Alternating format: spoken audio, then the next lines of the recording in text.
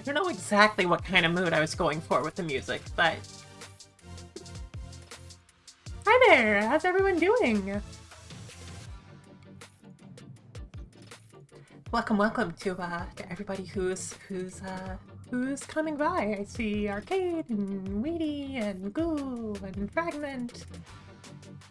Probably won't see long because it's like, yeah, no worries, Fragment. It's very, very good to see you, and I hope you're doing well. But as always, I hold no one hostage. Always appreciate when someone has time to stop by.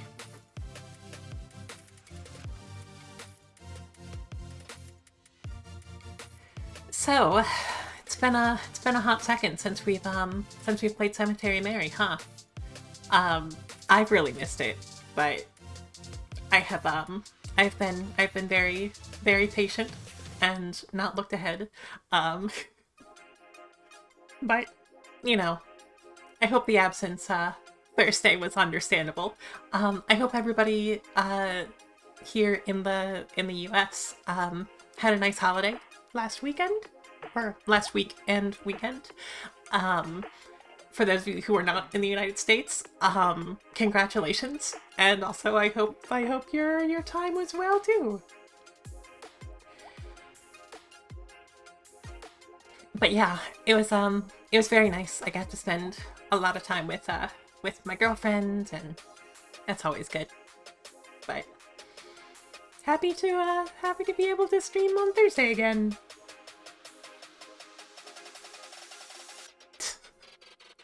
No Yugu.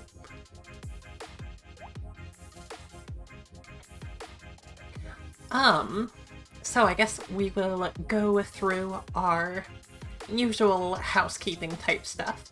Well, I guess first I will point out due to popular demand, I guess, I have re-enabled a couple of redeems. Bear in mind that some of them will temporarily turn off the live 2D, and they'll be like just reactive PNGs, but those options are there again if anybody wants to see a nugget or anything like that. I do have a banana. There's a little bit of a story behind it, but the short version is that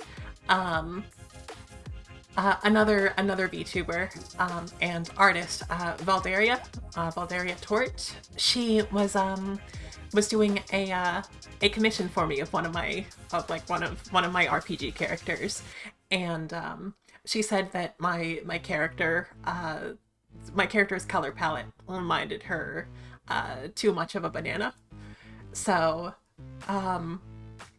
she went on to draw Lee as a disgruntled banana, and everybody was into the mood enough that I had it as an emote. But yeah, whatever. Point redeems, right? So for those who have not stopped by for this game in the past, Cemetery Mary is a small, like, one-person dev team horror visual novel. So we do have our content warning command that I am going to pull up. Is that working? Yeah. So it gets pretty dark. Nothing has been too much above, PG-13 or maybe PG-16. But if you're sensitive to anything listed there, I mean, kidnapping and like serial murders are kind of big themes, so no worries if you need to take it easy, drop out, whatever you need to do to take care of yourself. We are in for some feelings here. Speaking of that one-person dev team, I promise I won't harp on it too much this time, but I do want to give a shout out to Arcade Kitten, who is the creator and developer here. she has a number of pay what you want games over on her itch. Highly recommended. Very, very spooky, very cute, very sentimental. A lot of it has matched my vibe, so love to give her a shout out. Of course. But yeah, I think that's most of the most of everything that I wanted to get out of the way. I do still have our walkthrough pulled up. So I'm going to try to like actually remember what it tells me to do next. So I'm not constantly looking over to the other screen, but let's see. I think we were following.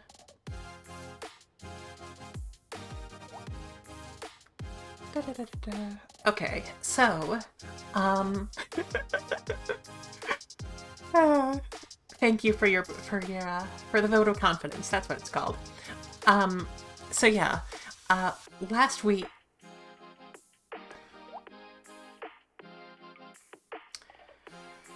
Frank. Really? Really? We were just about to get started, and you're just going to...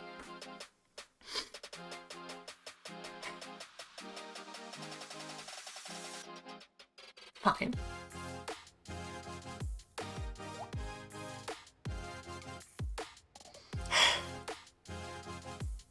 I hope you're happy. I can't believe you would do this to me.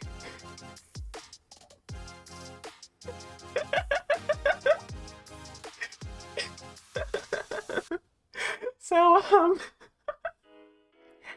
I guess this one, we are on the bird route. I guess this one deserves a little bit of explanation, huh?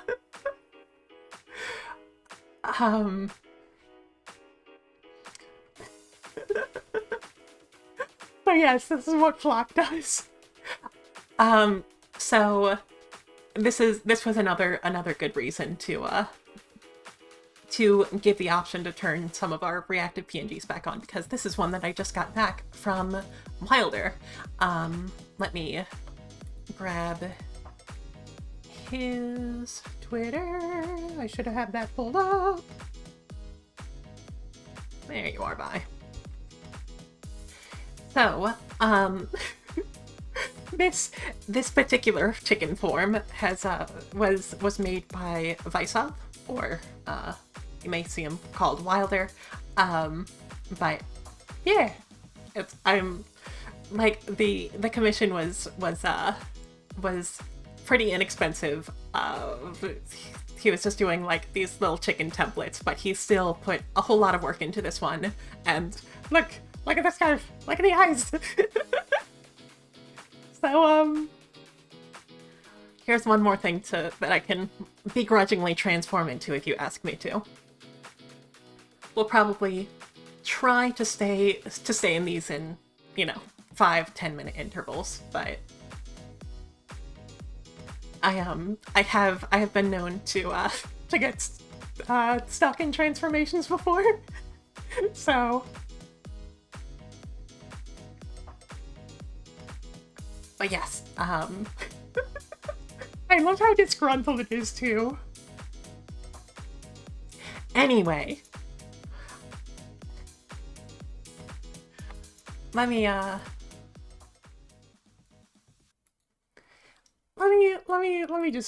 let's actually just get going. So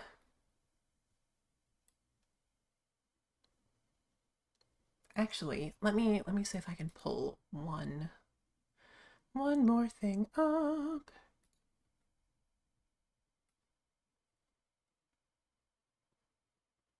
Cool.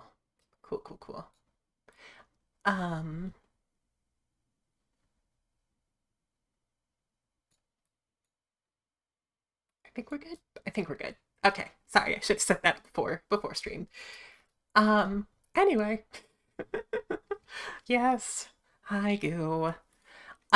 Anyway, last we left off, um, we were helping Twyla investigate a recent string of suspected murders, and um, at the moment we were pursuing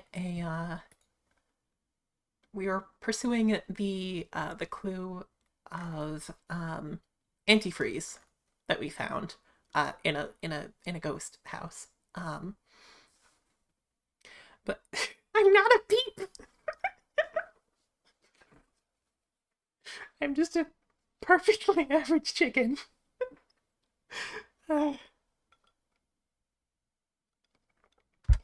please no. I don't need to be turned into different kinds of foods than I already have been. Uh,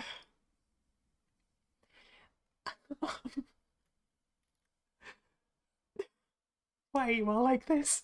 Anyway, um, we were.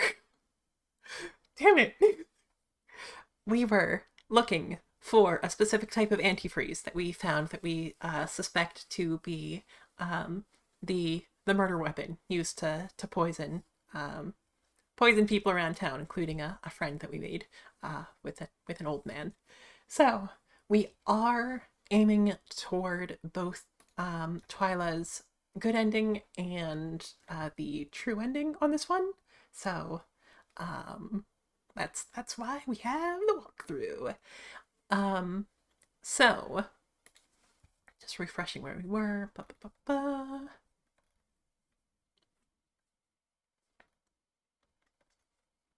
Yeah.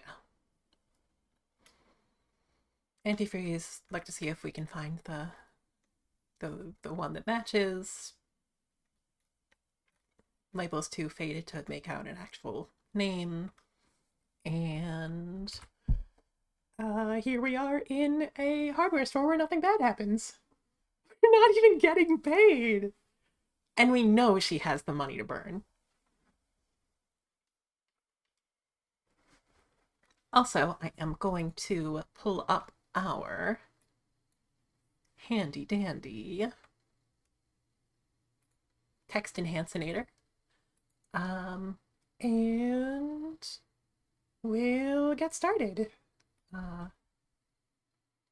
Well, okay. We'll get started after I make sure I know where I am in the walkthrough.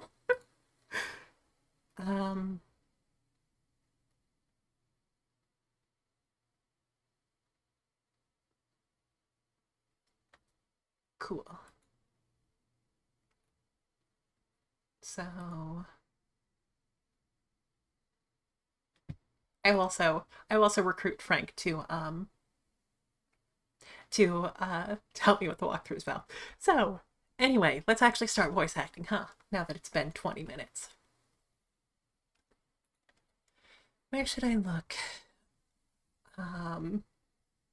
Assuming that this doesn't matter too much. Nothing down here but bags of soil and fertilizer. It smells bad.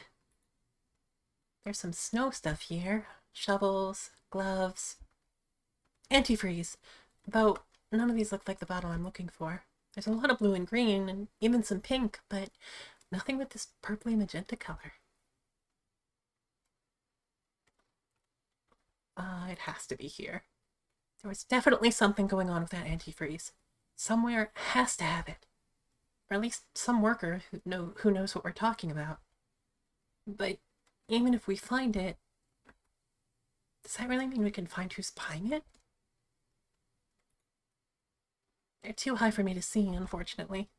One of those roller stair things was in the aisle, though. Thought about climbing it, but I was worried I might get in trouble. Oh, that's a mood. I want to climb. But my desire to climb is tempered by my desire to not get spoken to sternly by a stranger. I guess I'll wait for an employee to come by and help me. I looked very hard, but I didn't find anything. Twyla and I tried out a few different stores, but no one seemed to have what we were looking for. anything that was purple wasn't antifreeze, and anything that was antifreeze wasn't purple. Even when we asked the employees, they didn't seem to know what we were talking about. Even showing them the label, they would say they had never seen antifreeze or coolant in packaging like that in their lives. Our efforts seemed fruitless. So eventually, we just gave up. At least for the day, that is. Twilight didn't even offer me a ride home or anything. Wow. She seemed really fed up. I guess I could see why. I just ended up heading back home after that. We'd spent a while out together, and it wasn't as if I could do much more today. The day was pretty exhausting anyways. She's so mean. You have a personal limo anytime you want.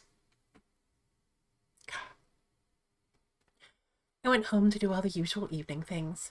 She's so mean, hard eyes.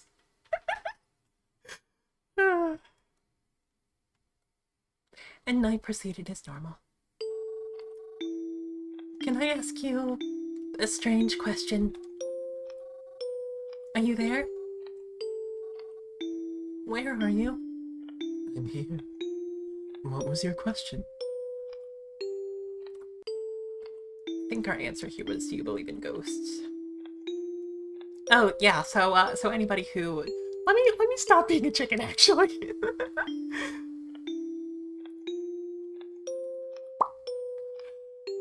Much better.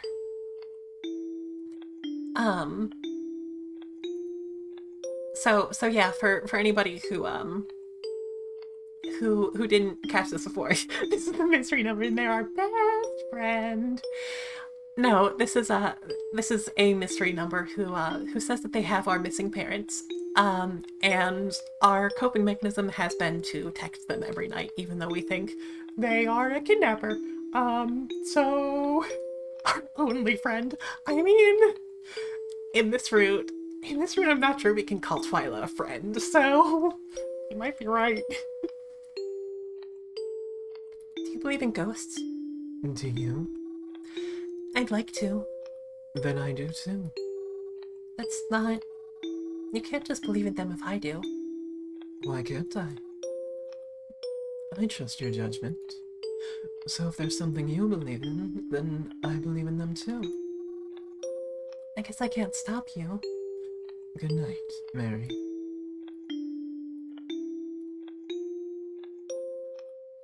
It's been a few days since then. More than a few.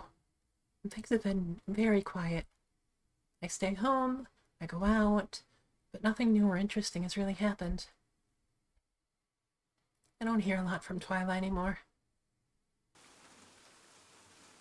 I want to message her sometimes, but I'm afraid she's mad at me, or something like that. I haven't been a lot of help to her, and when I try, well, I just mess it all up, I guess. Maybe it'd be better if she didn't ask for my help. It's not like I know how any of this works. Maybe she should have just interviewed me and been done with it. Then she wouldn't have to get frustrated with me all the time. Croven's gone out today, even with all this rain. Guess he just really hates staying home. I mean, maybe I'd be out too if I had somewhere to go. As much as I love the cemetery, walking around it in muddy shoes is less than ideal. I could handle it for a little while, but not as long as I'd like to stay. There's the library and all too, but I still have books there, books here, and it's not really worth getting soaking wet for. The cemetery. I keep thinking of that dream I had there. I had to have just been imagining it, right? There's no way that was really Ed's ghost. Unless it was. It's almost like the book I read that talked about how ghosts were on a different plane. Is that the kind of plane it was talking about? But if so, how come more people don't see ghosts in their dreams? Maybe they do, but they just don't realize it? If I'm seeing ghosts in my dreams, does that mean my dreams with Mom and Dad mean... I wasn't able to consider that possibility much longer before my phone buzzed with a text message. Spirit. fucking damn it, Arcade.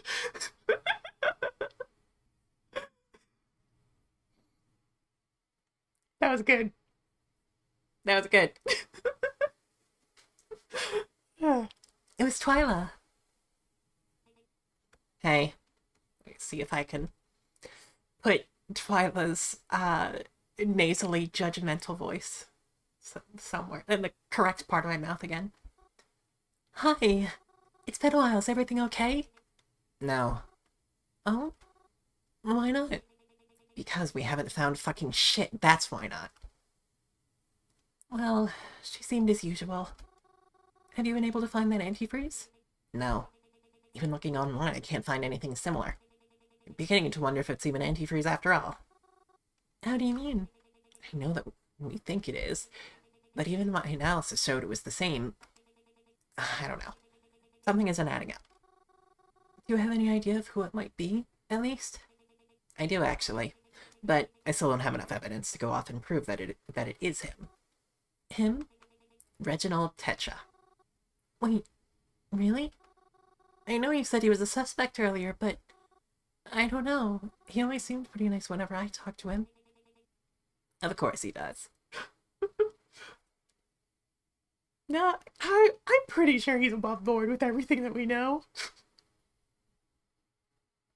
You can always trust a fish that has the last name of a different fish. Of course he does. If you were a killer, would you act outwardly suspicious?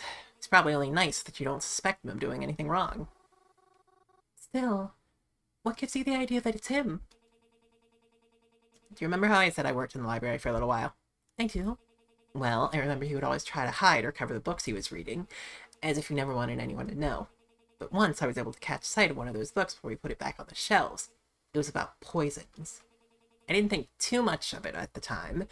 It was a while ago, before this all started, but it stuck out to me, especially considering he was always so secretive about what he read. Seems very relevant now, doesn't it? You think he's been referencing that book? That he's poisoning people? It's a high possibility. At the very least, it's the only lead I have right now. Which brings me to believe it's him. It's because the scientific name of pufferfish is Tetradontidae. The more you know. Fish facts! God, that just reminded me that I watched the Defunctland video about the history of the Disney Channel jingle. Good watch if you have like an hour and a half to spend. Sorry, that probably sounded incredibly contextless. One of the things revealed in one of the interviews was that Disney was like using Disney Channel and stuff like that to push like fun marine life and fish facts before the release of Finding Nemo, to, you know, get kids interested in fish. And then coincidentally, hey, Disney just came out with a new fish movie, let's go see it, which is, you know, horrifying. But anyway,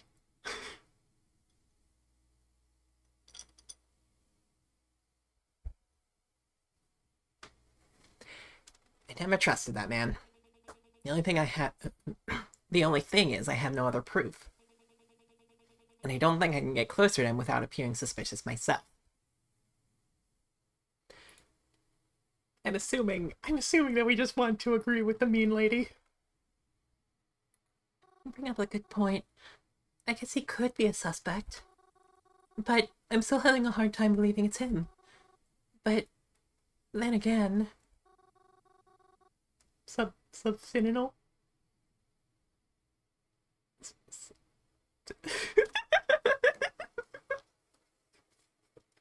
You're so valid, Arcade. That is the exact process that my brain goes through when I'm trying to force a pun. I just try not to actually say it until I have the final product.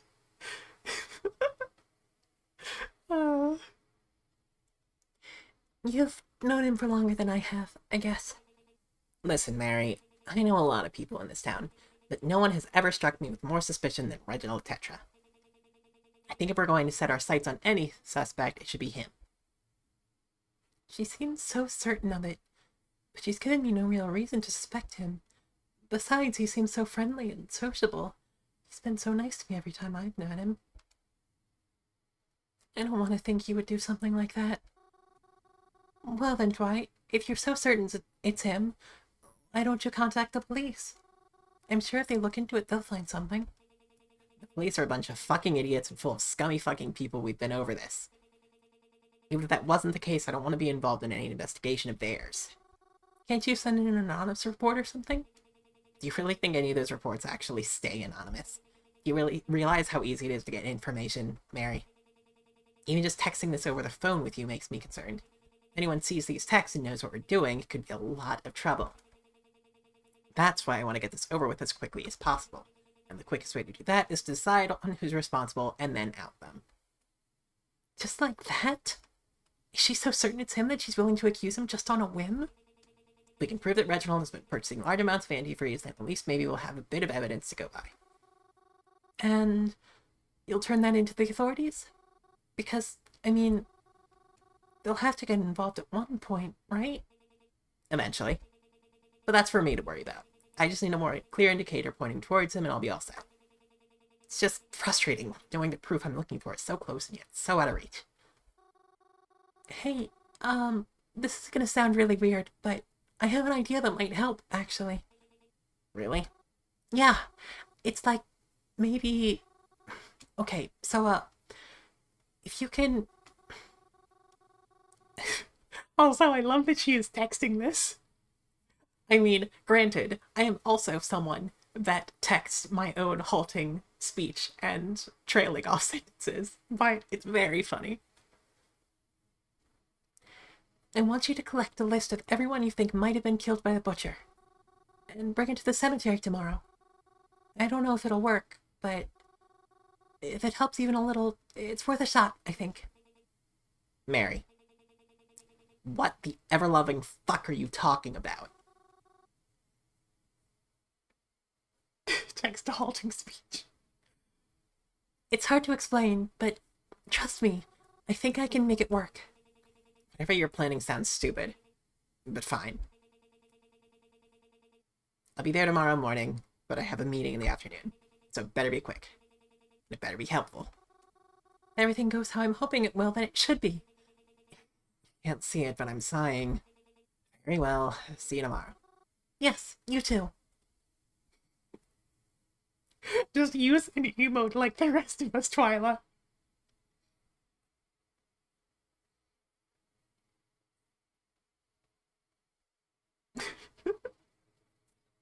She's so judgy. I love her. If this ghost thing is real, then I should be able to talk to one of them too, right? It's dream-improved stuff in the real world for me, so maybe that'll be the same here. And since they were there, they can tell me exactly what happened. That'd prove it, right?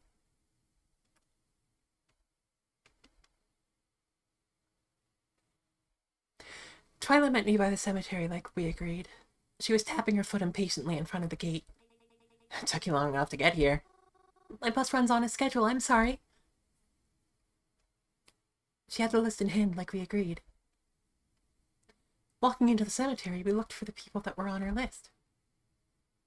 People who died shortly around the time rumors of the killer came to be. After a bit of walking, we actually managed to find two of the people on the list right next to each other. Alright, so we found them. Now what? Are you gonna tell me what your idea was already? Oh, right. So, remember when you saw me and Reginald in the cemetery together? Yeah? Well, that's because he found me asleep on one of the graves. Wow. Just when I thought you couldn't try any harder to be goth. Huh? Continue. Oh, so, when I was asleep, that's when I talked to Ed. That's how I knew about the antifreeze, remember? Goth tryharding. Also, look, this is like the first idea that Mary has had on her own. Just let her have this fragment. So maybe if I sleep on their graves like I did Ed, maybe I'll talk to them too, and they can tell me what happened. Oh, for the love of... Come on, at least let me try it. Even if it's just a weird premonition or something. Maybe it'll offer us some insight. You dragged me out here for this. I'm trying to take this seriously, Mary. I don't have time for stupid fucking shit like this. I am being serious. Please at least give me a chance. Fine. You have 30 minutes, so choose one of them. Waking you up when it's over. Okay, I can do that. Twilight wants me to choose one person to talk to. Said I could always talk to the other when she's gone, but I need the person I choose to be enough to convince her that I'm not just playing around. There's a boy and a girl here. I don't actually know the circumstances of their death, so I guess I'll just go with my gut instinct.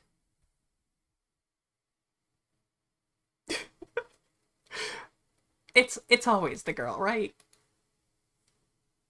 We love ghost girls around here. I laid atop the grave and gently shut my eyes. Felt weird to be doing it purposely this time. But I was prepared, and made sure I woke up extra early today. We respect women by sleeping on their graves. So that I'd be able to fall asleep with no problem. It happened. Just like the last time I woke up in an unfamiliar place. But getting a closer look, this place seemed more familiar than I thought. I recognized this place. I looked up at the building before me. This flowy awning didn't wave in the wind like it usually does, but the glass door was propped open, as if inviting me in. Guess this was my destination. Cautiously took a step inside. This restaurant was completely empty. Things seemed to be covered in a fine layer of dust. I heard about this place being closed temporarily, but the way it looked now made it look as if it had been abandoned for years. Ah, there's a girl here. She didn't seem to acknowledge me when I came in, but she was the only other person here. I approached her. Oh. Oh no.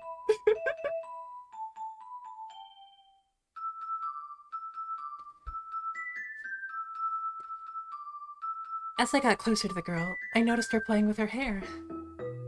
And as she moved it away from her face, I could see the horrible rash that covered her. The dizzy way she was standing made it seem like she was so exhausted. What happened to her? Who's there? Oh, I'm sorry. I should have made myself more known. You're Merlot, right? Merlot Colette? Did I scare you? Not at all. Oh, she's tipsy. Not at all. I could sense you coming. You smell like pretty flowers and old friends. Oh, thank you. Though, I can't say I know you. I don't think that's quite true. Well, anyways, I'm really sorry. I don't have a lot of time here. Could I ask you some questions about how you got here? Well, it's been a while since I've been here. What does that mean? I only got here when you did. Haven't been to this place since that awful date. You had a bad date here. Well, my date was nice. My meal, not so much. Frank does smell like flowers and old friends, though.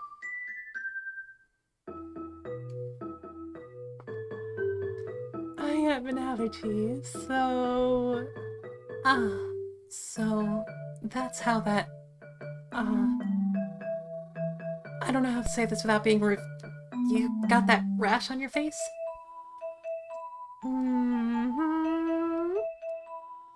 I always break out like this when I have nuts. I guess they accidentally put some in my food. I see. I'm really sorry. It's strange, though. What I ordered was never supposed to come with nuts of any kind. And I used my EpiPen, too. so I just don't know what went wrong.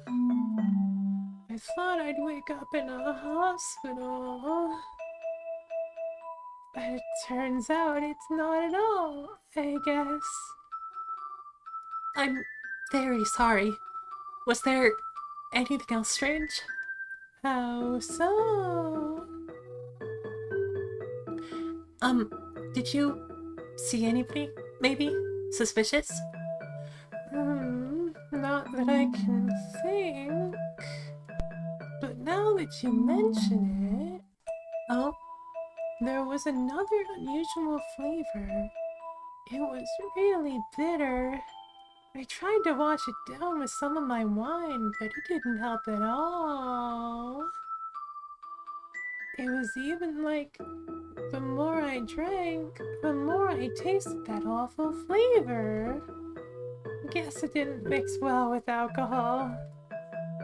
But I stomached it anyways. I figured it was just a vegetable I wasn't used to. Then it felt like it was burning, but maybe that was just the nuts. God damn it, I just realized that people can see me actually sway when I put on her inflection.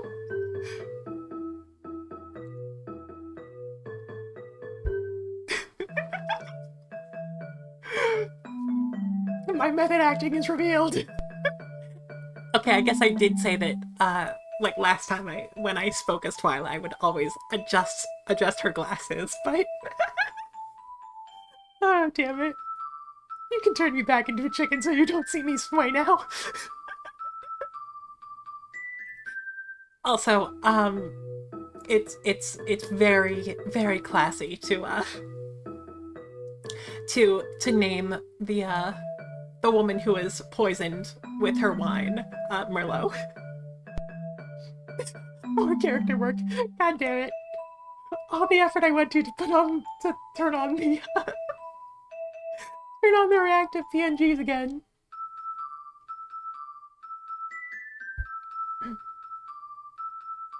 One moment.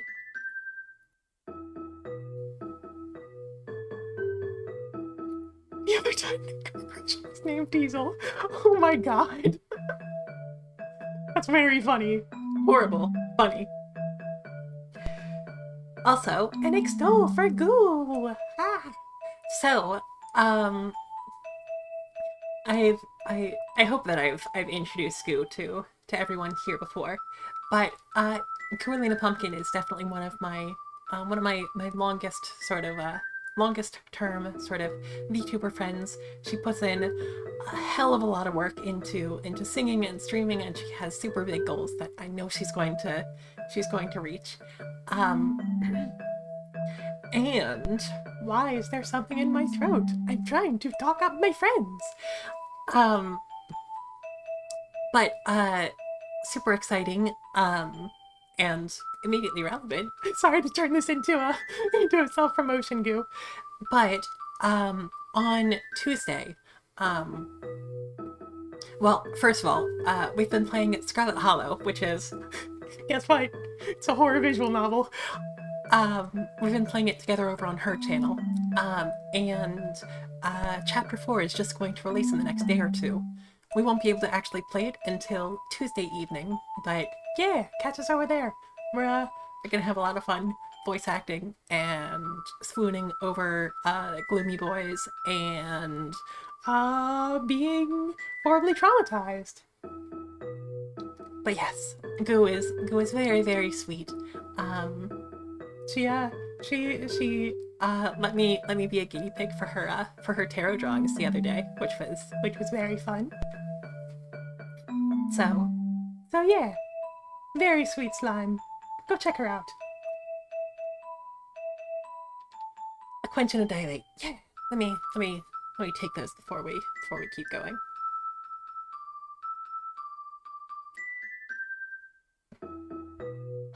Quench and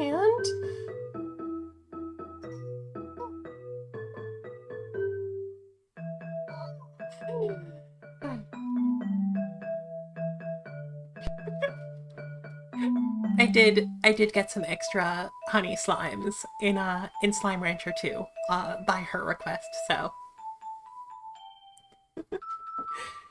um, yeah.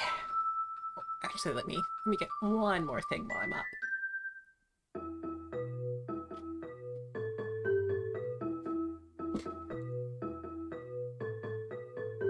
We good? We good. Okay, back to voice acting. Yeah. Oh, I see. Thank you for telling me. Can I maybe look at your food before I go to see what was in it? Sure, if you'd like. Not that I'll be eating it anymore.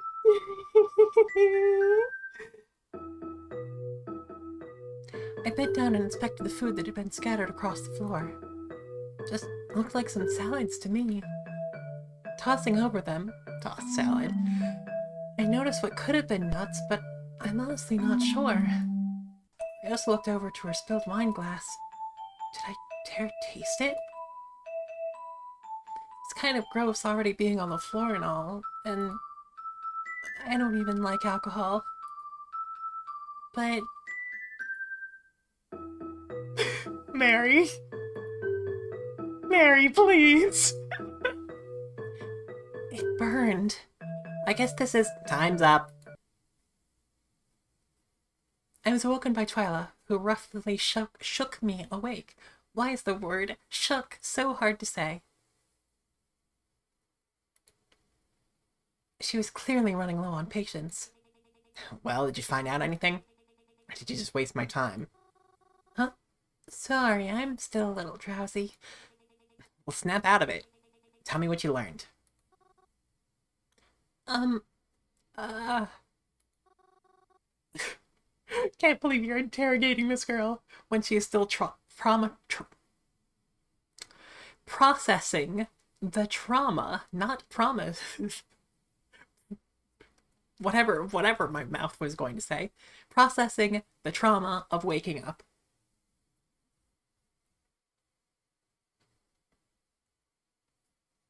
I guess a night owl might not quite have the respect for other people's sleep schedules, but there was a girl there at a restaurant, the one that's been closed for a little while. She had an allergic reaction to her food. Is that all? No, it wasn't just that. There was something in her food too. I thought it was just red wine, but it burned as soon as I put some in my mouth. Do you think that's... Oh, definitely. I knew for a fact it was. You did? I recently heard from an inside source that they found traces of something else in the girl's food after claiming she died of allergy. Really? I heard there was some incident there, but I never heard that. Of course you did, because they don't want you to know. Who doesn't? I have to get going, Mary. But I have to say, I don't know how you did it, but this ability of yours seems like it'll be useful to me. That's how you're gonna frame this, Twyla? Really? I'll get back to you on this later. Alright. Twyla left to go to her meeting, leaving me stranded there. Wasn't sure what I was going to do for the rest of the day, but I'm glad I was finally able to be of use somehow. I actually felt pretty good leaving the cemetery. Fuck that other guy, I guess.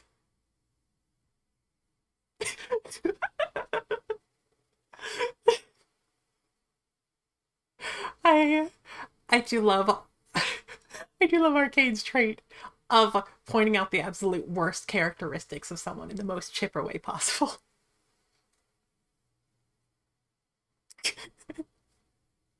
Oh my god, Goo. I'd almost think that would be too intimate for her. She doesn't seem like she does that.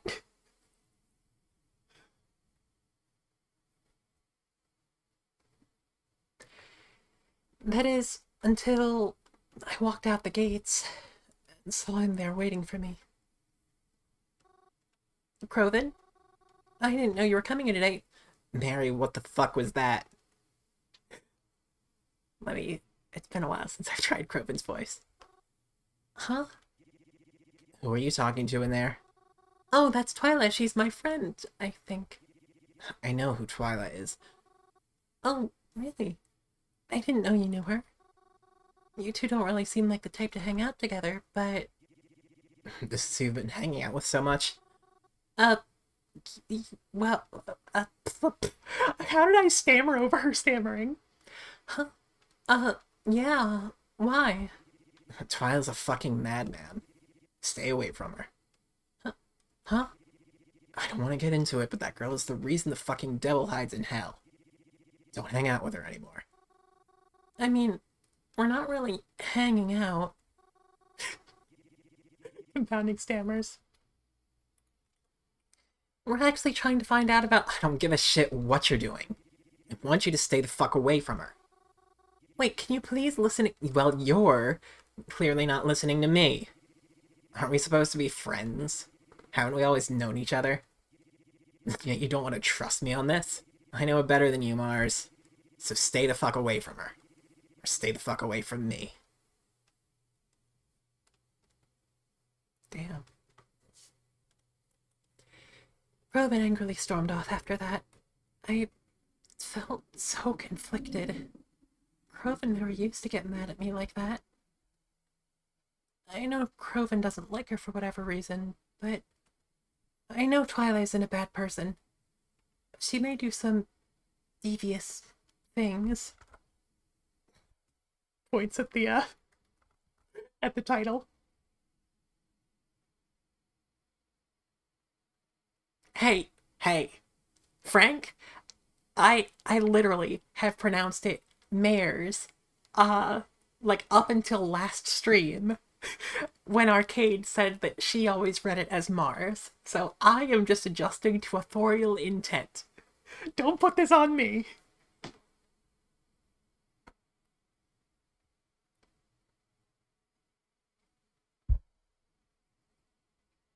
She does have red hair.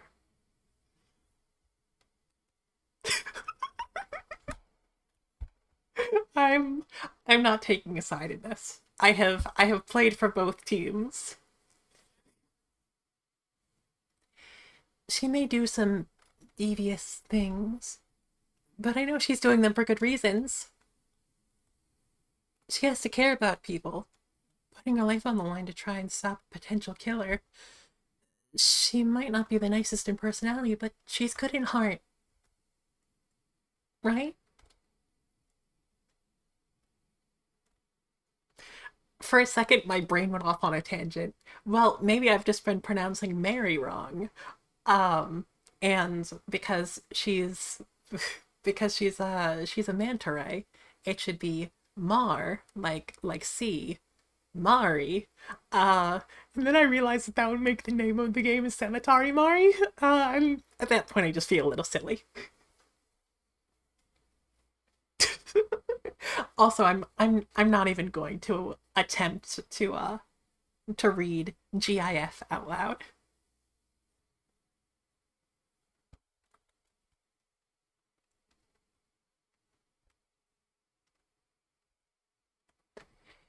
The rest of my day after that was uninteresting. But Croven didn't talk to me the rest of the night when I got home. Maybe that was for the best. Besides, I could always rely on someone else to talk to me at night. God, Mary. There are better ways.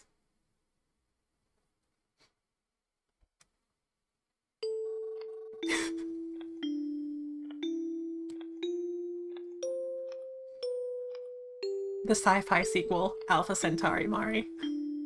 Okay, I'm done with this. And then he stomped away. I see. I'm sorry you were faced with that. It's whatever, I guess. He's always in a bad mood lately, so I try not to take it too personally. Do not. I don't. Just wondering, but if you were in my shoes, do you think I should trust him on it? I can't answer that for you. They're your friends, not mine.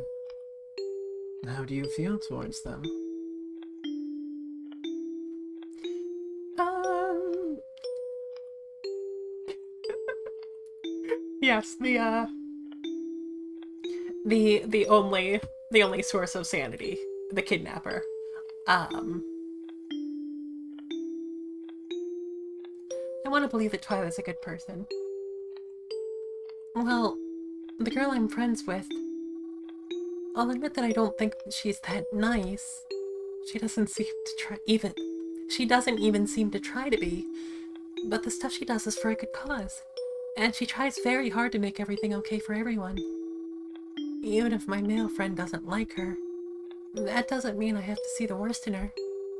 And I'm sure, in the end, she thinks me and the friend as friend too. Even if she doesn't express it the best. I think that's very mature of you. Wee woo. I hope everything works out between you and your friends. Thanks, I think. Good night, Mary.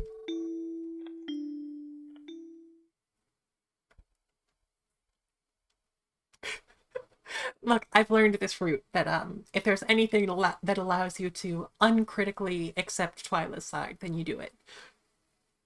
Unless it means getting to know a nice old man. Unless that nice old man is her father, or uncle, or whoever it was. I had a pretty decent sleep, despite everything that was bugging me. Before I even got out of bed for the day, my phone started buzzing with text messages. It was Twyla. Mary, are you there? I need you for something. If I'm thinking correctly, you'd be able to help me with this very well. I'm not sure what I should do. I want to help Twyla, but Crowman was really mad yesterday to see me with her. If I don't help, she might be missing out on evidence because of me. But if I go with her and Croven finds us together again, it could result in him feeling even worse. I don't want him to be upset with me again. But I don't want Twyla to get upset with me either. What should I do?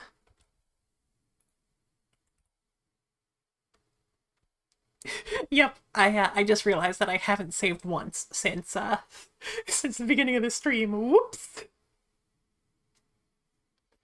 I mean, I'm assuming we just go with Twyla.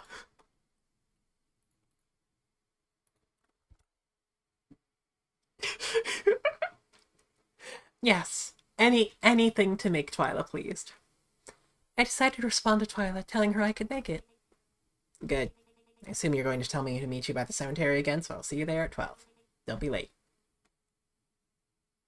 Not wanting to be late, but not wanting Croven to possibly ask where I was going, I quietly got changed and slipped out the front door. I nervously waited for the bus, hoping I wouldn't see him until later tonight. I hopped off the bus and started to make my way towards the cemetery. I was really hungry.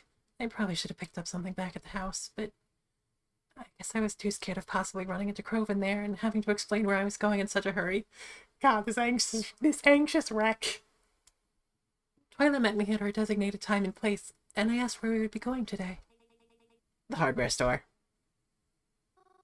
The hardware store? Didn't we already check most of them? Yes, but someone I talked to actually provided me with some important information the other day. I've heard our main suspect visits this specific one at least once every 2 weeks. So if that's true, it seems like today will be the day he shows up. So, are we just gonna wait there until he does? We might have to. But what if he doesn't? Are you doubting me? Well, no, but... Good, then let's go before we miss it. I headed back down to the hardware store with her. Though I wasn't sure what her plan was. Even if we do catch him buying something, is that really proof he's the culprit? Just Twyla. We arrived at the hardware store. Except for the few employees here, it was pretty much empty. On Twyla's instruction, we waited for Reginald to stop in. But as long as we waited there, we didn't see him. We looked around the store several times, but still nothing. Though I lost Twyla a few times, so part of me... Trying that one again. So part of me wondered if she was just trying to keep me busy. But that doesn't make sense.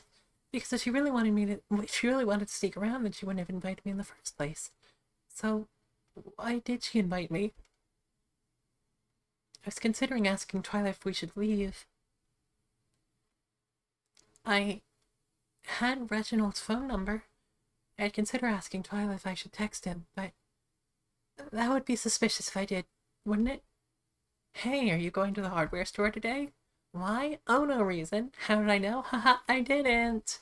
Yeah, that would probably be way too suspicious. And I wouldn't want to ruin Twyla's plan or anything. Whatever it may be.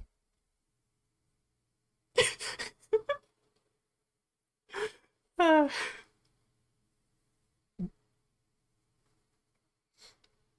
he he really do he really do be the manipulate manslaughter man wife.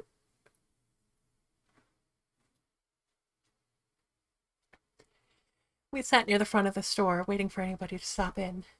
We were quiet, as Twyla was busy texting somebody. Hey there, Darth. How's it going? I don't know who, but I guess it was important as she responded to them for a long time. And she kind of ignored me as she continued to text them. The sound of her fingers against the screen was rapid, so it had to be important somehow. So I just let her text, trying to think of something we could do until he got here. Even if he even got here. I considered getting up and making another round around. Why is that hard to say? I considered getting up and making another round around the hardware store when... Huh? From one of the aisles, Reginald walked by, pushing a cart in front of him. But how? When? We never saw him enter the store, or saw him the entire time we were walking around. Could he have been here and we just missed him? But his cart had more than a few items in it, so he had to have been here at least a while. Why is talking so hard tonight? I'm so sorry. He had to have been here at least a while looking for it all, right? However it happened, we finally managed to spot him. And he spotted us as well. He gave us a smile and a wave as he walked past us to the checkout counter. He raised a finger to us and gestured as if to say, just a minute, as all the stuff got packed into plastic bags. Turned to Twyla to gauge her reaction, but I couldn't read anything past her usual poker face.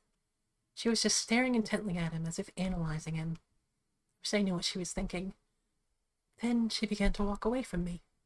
I didn't understand why, and almost followed her until I noticed Reginald walking towards me wearing a smile on his face and bags in his hands. Hello, Mary. I didn't expect to see someone like you here. Out again with Twyla today? Oh, yeah. We were just here,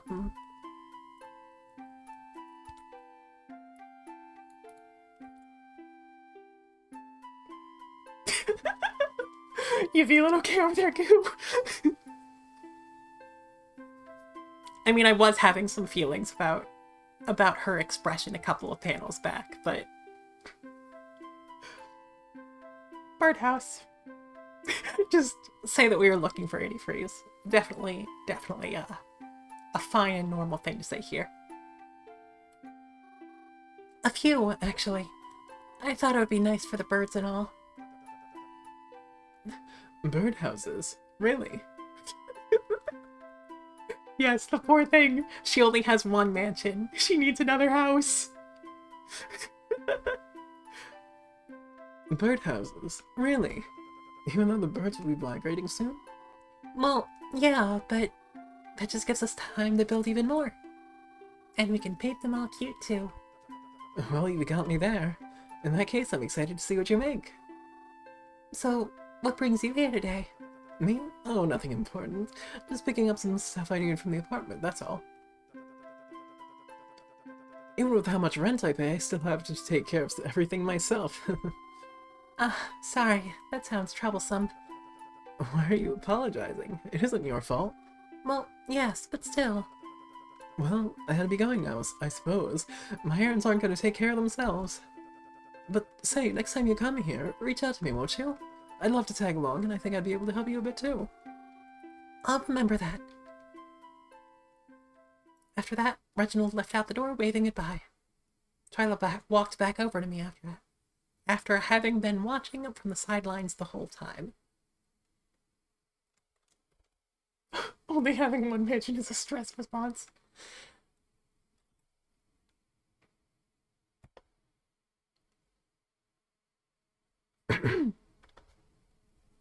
Anyway, Twy, what was the point of that? Thank you for the quench. Insert thirsty joke here. You didn't even talk to him, and he walked right out the door. Yeah, but did you see what he bought just now? Oh, no, should I have? Within his purchases, I saw him buy antifreeze. Not what the kind of gallon we were looking for, but he did buy it. Top of that, he's bought rat poison, insecticide, and rope. Well, that stuff doesn't inherently mean he's using it for anything bad.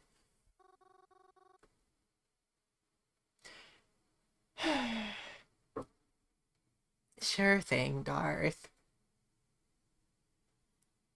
Not gonna be happy about it, though. It's been a while since I've had an exercise routine, huh?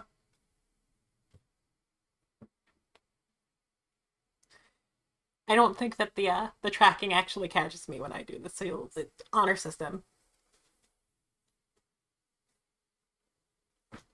1, 2, 3, 4, 5.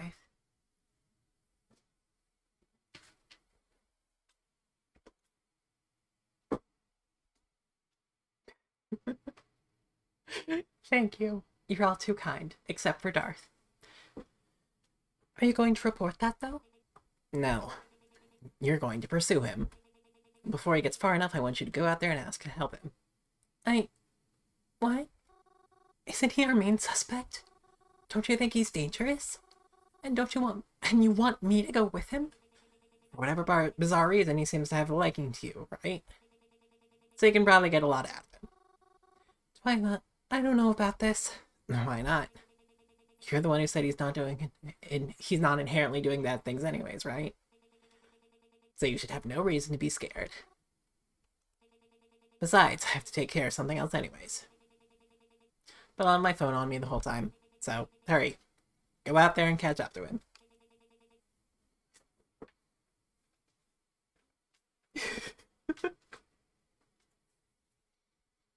I don't think Twyla believes anyone can be likable. So...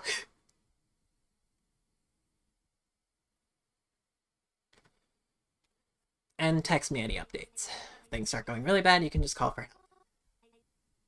Should have known. Known what? She'd rather chicken out and let more people die. Should I even be surprised, though? Of course you'd want that to happen. They fill up those precious cemeteries you love so much. Twilight doesn't understand the concept of romance, and that Reginald is romantically interested in Mary. I'm assuming that's half joke.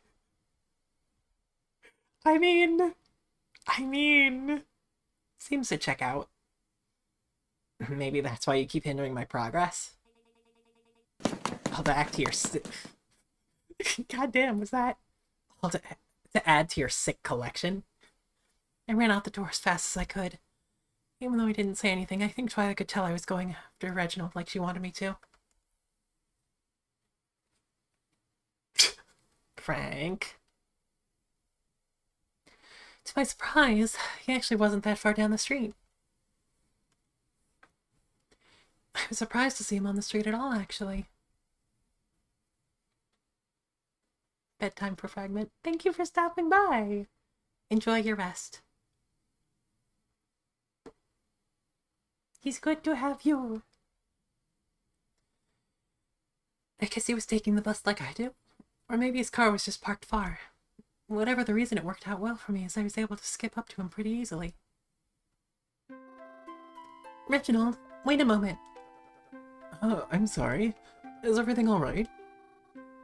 Well, you see, back there, Twyla mentioned to me you were, buying rat poison? Oh, yes. It's a bit embarrassing to admit, but my apartment has been having a bit of a rat problem lately. My landlady won't do anything about it, so it's up to me, I suppose. She doesn't even answer her door anymore, can you believe that? So I guess I ought to take care of it before my neighbors start having rodent problems too. Well, I don't think you should kill them. They probably just didn't have anywhere else to go. It's not fair to them. I'm sorry, but I really don't think there's much I can do at this point. Well, I'm actually pretty good with animals, especially small ones. I'm something of a small animal myself. Is that so? Yeah, so maybe I could come over? And I'll try to help you with them so you won't have to kill them. I don't know. I appreciate your concern, but are you sure that's something you want to do? Yes, absolutely. Well, alright, if it means that much to you. When would you like to come over? Oh, I was thinking, like, right now? Oh, that's so last minute.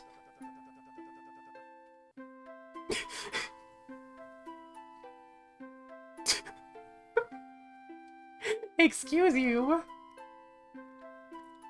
I would think that most people would consider me a tall animal.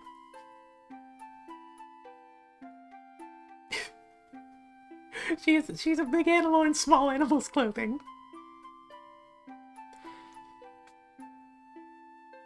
You're not even giving me time to straighten things out. I can't possibly have you over right now.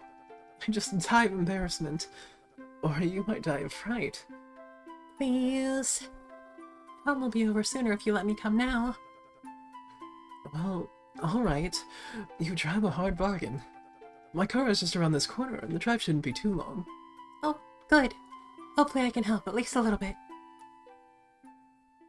Like Reginald said, we got to his car around the corner. Once I was buckled inside, I messaged Twyla. I'm in his car. We're heading to his apartment. Perfect. Make sure to snoop around while you're there. I don't know. I said I was going to help with a rat problem. So, even more of an excuse to be snooping around. You have to look for that rat, right? I guess so. Text me when you get there. Make sure you talk to him on the ride over. Spend all your time texting me, I think you're up to something. Right. Oh no. Oh no, Nervous Mary. She's so cute.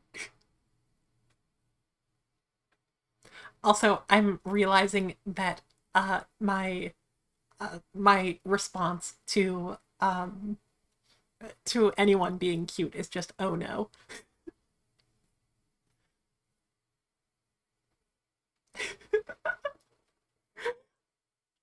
I believe in expert snooper, Mary.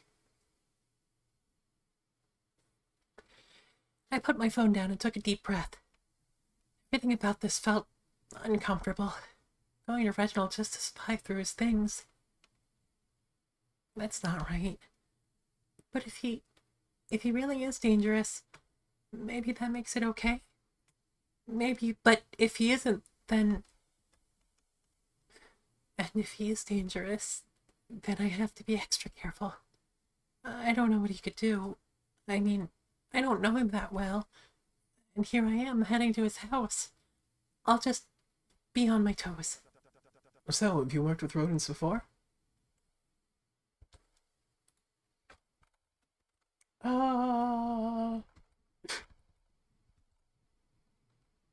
According to this, well, no, but I do not have experience with rodents. I've worked with many other small animals before. They're really not that bad, just misunderstood. Reginald and I spoke as he drove. I feel that way about a lot of those kinds of animals. I even had a tarantula when I was younger. Fascinating. I've never been much of an animal person myself, but who knows? But,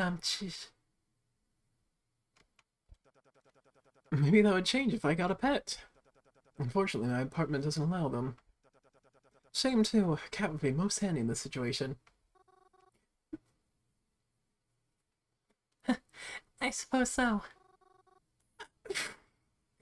Christ, Mary.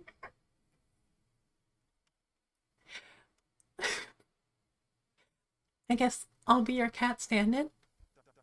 Seems so. How do you plan to catch it, if I may ask? I'll get a feel for your apartment first. then I'll see the best method to go about it. Sounds reasonable to me. You know, like, yeah.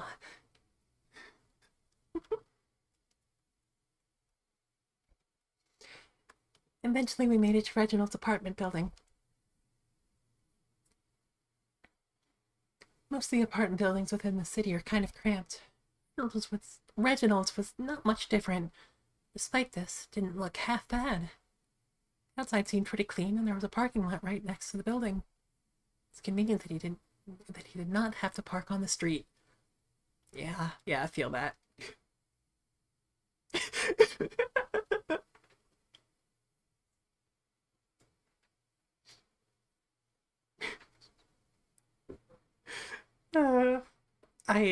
I do want to see the, you know, like, yeah. Comic. But with Mary and Twyla now. Damn it. Again, when your commission's open.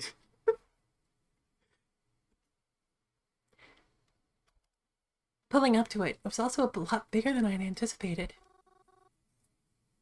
Wow, this place is huge. Oh, please, it only looks big from the outside. It only looks nice from the outside, too. Still, this seems like a nice enough place to live. Disclaimer, I was mostly joking. Don't go out of your way. But, like, if you did happen to art commissions, like when you're not super busy with like with other game dev stuff, then like I mean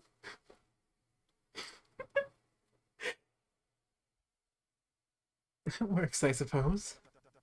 Though I think one day I'd like to have a house. I like my privacy alone time. really? Did you seriously clip Nya?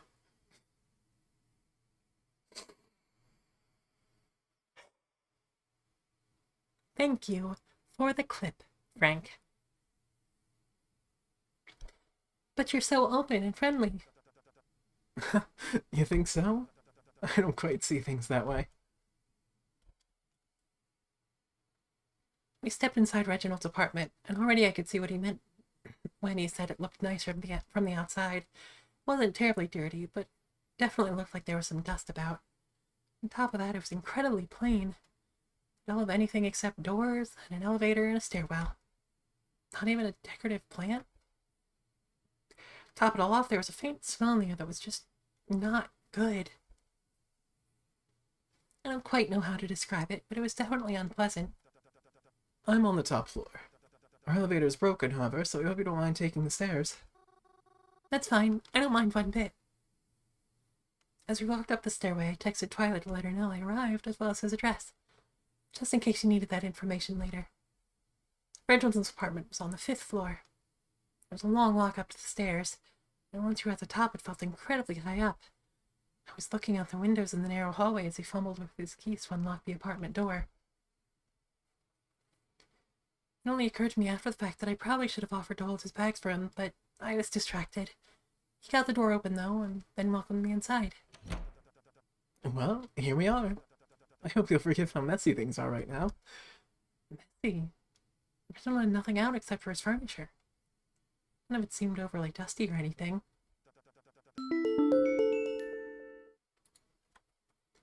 Well, I suppose I should... Just then, Reginald got a phone call.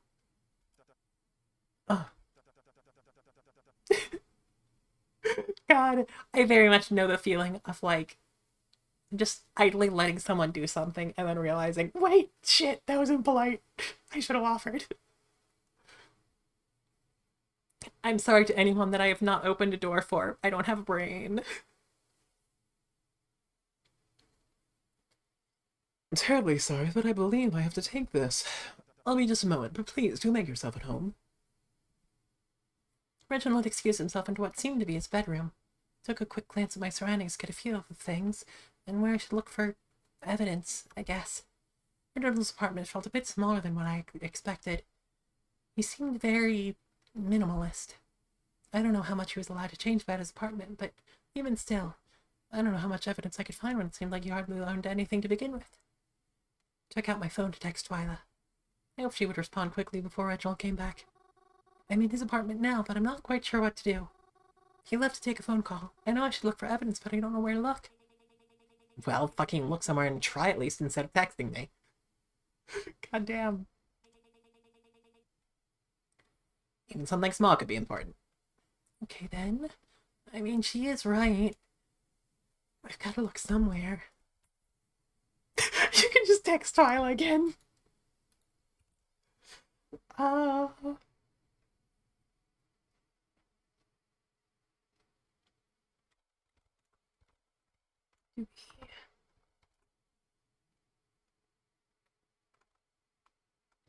Okay, I don't think this is like a plot defining something.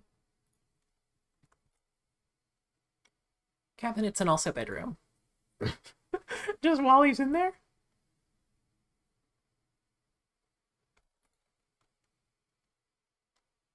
I walked into the kitchen area and quietly started opening some of the cabinets. Couldn't find much in here. The only thing that could have potentially struck me as suspicious is the bottle of drain cleaner, but it was kept right under the sink. That's not weird. I opened the drawer of the end table that was sitting behind the couch. There's nothing really in here except some keys and spare change.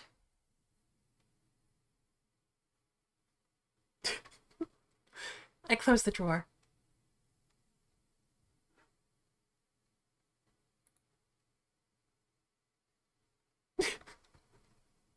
I mean, sure. I quietly snuck over to Reginald's bedroom door where he was talking on the phone. Felt bad listening into his conversation, but I couldn't really hear what he was saying, but he sounded frustrated.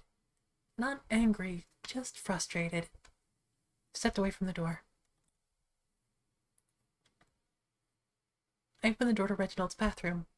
It's pretty tiny, cramped even for a one-bedroom apartment. Looked in some of the drawers. There's nothing that really struck me as being suspicious here. I left the bathroom. I peered out into the hallway using the peephole in the door. I don't know what I was looking for exactly. Faintly, I could hear the murmuring of people on the other side. It sounded like his neighbor was talking to someone out in the hall. Well, why? Why? I was having difficulty seeing anything suspicious. I was about to text Twyla and ask if she had any ideas of what I could do, but before I was able to text her, I was hit again with an unusual and unpleasant smell. It was stronger this time. There was definitely something in this apartment. Followed the scent to a door at the end of the hallway in the apartment. Led me to a room with an oddly placed wardrobe in it. The smell was coming from this. I mean, I guess if he's just gonna leave it unlocked. Twyla, there's a weird smell in the apartments. I think it's from a wardrobe in here. Is it locked? I don't know, I haven't tried to open it yet. Do I dare open it? There really is something in there. What if there's a body in there? What would I do? Would I just pretend I didn't see it? Would I run out? Would he know? Mary, are you okay? Have you opened it yet? No. Well, what are you waiting for? You don't want to get caught by him.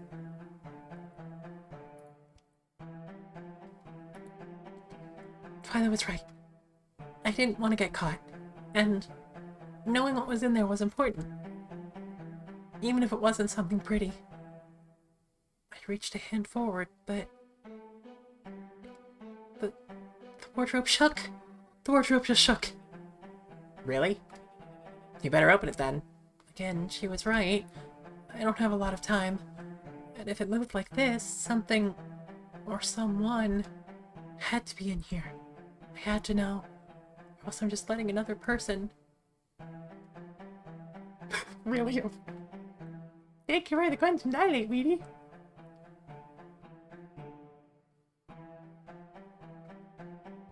We'll just stay in some suspense for the moment.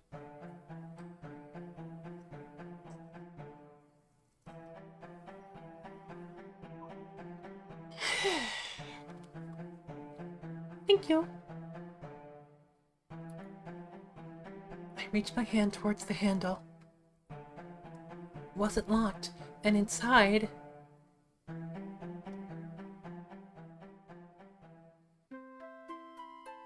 it was a nest of rats. Just like Reginald said he'd been having a problem with. Just though the mama had become a mama not too long ago. Guess that explains the smell and the shaking. Also, yeah, Weedy brings up, I guess this is a nice time to remind people, this is a horror game. There's a content warning command. Don't feel pressured to say if anything is might be sensitive. But if you're into it, definitely go check out Arcade Kitten stuff with the other command. Yeah. Nice time to remind people that there's rats in this van. An entire mousehold.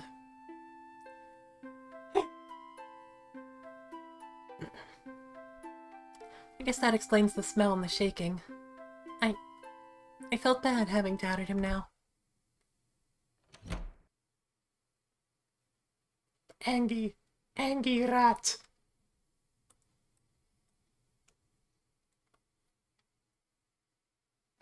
Better than bugs in your game. They are cute rats, though. Also, I feel like I should do the requisite VTuber thing of saying, okay, rat. Seemed as if I woke up the rats. My mom looked like it was going to attack me, but Reginald was here, and he held the door shut just in time. Reginald, I'm so sorry. I can explain. I was just looking for the... No, it's quite alright. You went looking for the rat by yourself, right? But it was irresponsible of me to let you do that on your own. If that rat's infected with something and bit you, then... oh, I would just feel so awful. Hey, it's okay. I'm fine, see? I shouldn't have been looking through your stuff like that. That was really awful of me. I'm sorry. No, don't apologize. I'm the one who's sorry letting you come over when I'm the one who's sorry letting you come over when my apartment is in such a state. I'm sorry, but it's probably better if you leave now. That's understandable. I'm very sorry. I apologized to Reginald a few more times before I left for good, but he assured me each time that he was the sorry one. Well, it's good to know that their dynamic is the same across every route. He looked really embarrassed. Thank you for the clip. I felt so bad. He asked if I wanted a ride home, but I told him that it was okay. I'd just take the bus. He was also kind enough to reassure me that he would look for a rat specialist or something to pick them up rather than use the poison. Because he knew how much it bothered me. He was sweet.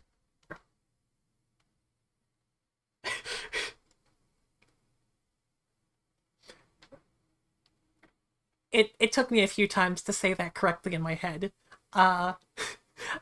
Reggie. There we go.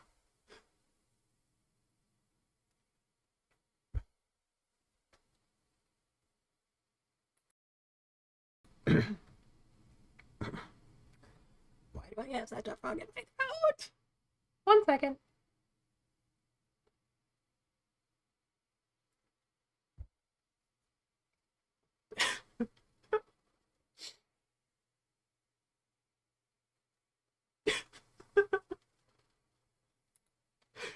Is it a ship name? Or can she just not spell? Wow. As I hopped on the bus home, I checked my phone. Mary, are you okay? Did you find anything? Sorry I didn't respond earlier. I opened the wardrobe, but there were just some rats in there after all. Damn it. Doesn't help our case at all. Actually, there was something a bit unusual I spotted while I was there. What was it? You said that he bought rope earlier, right? Yeah, why? Well, when I opened the closet, I noticed that there was some already in there. Is that so?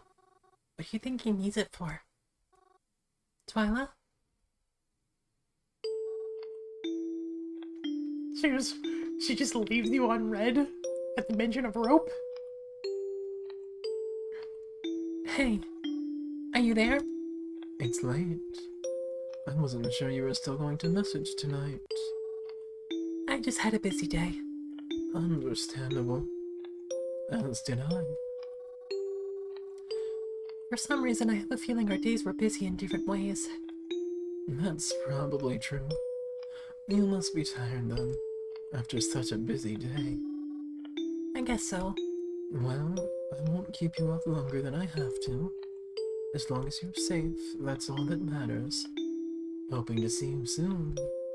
Good night, Mary.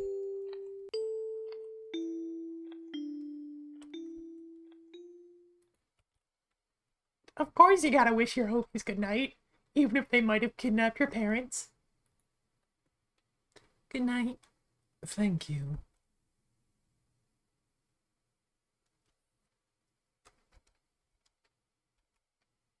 It's been a few days. I haven't heard a lot from Twyla, but I guess that's expected. God.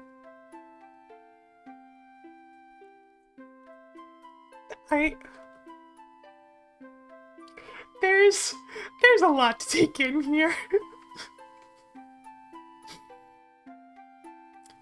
There's...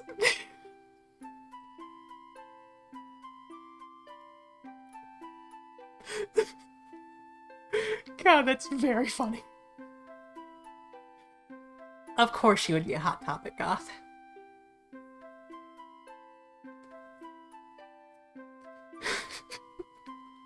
I'll be over the giggles in a second.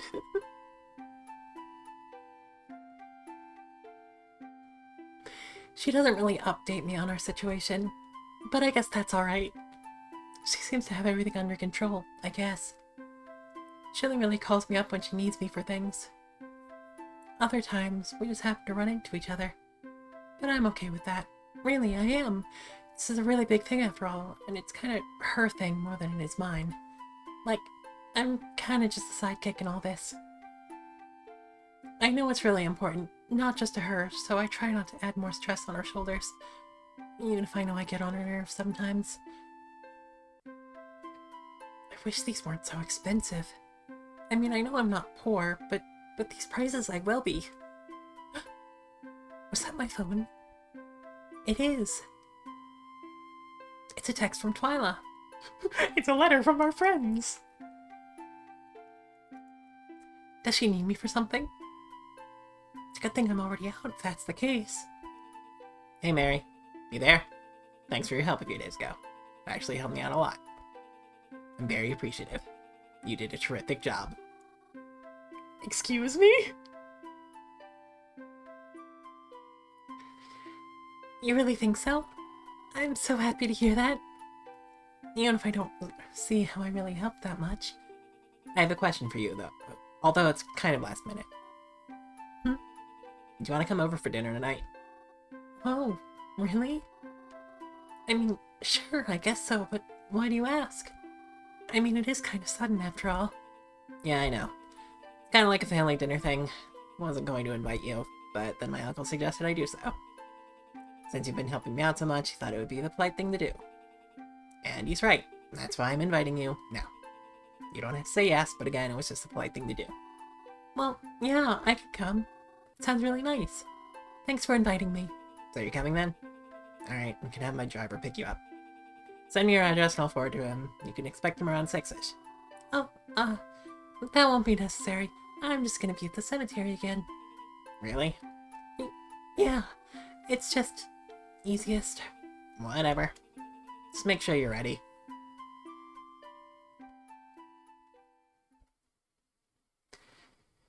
When the time came to be, I was waiting at the cemetery like I said I would be. I recognized the car and license plate from the last time we drove together and got in. The chauffeur was the same too. He didn't say a word to me and I didn't say a word to him. It was a very quiet drive as we made our way to Twilight's house.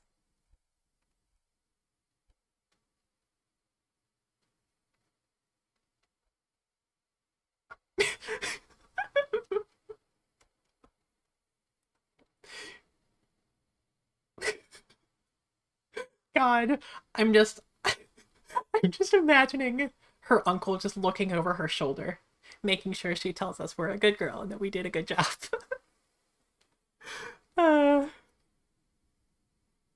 All of that does feel weird coming from her uncle. Never mind.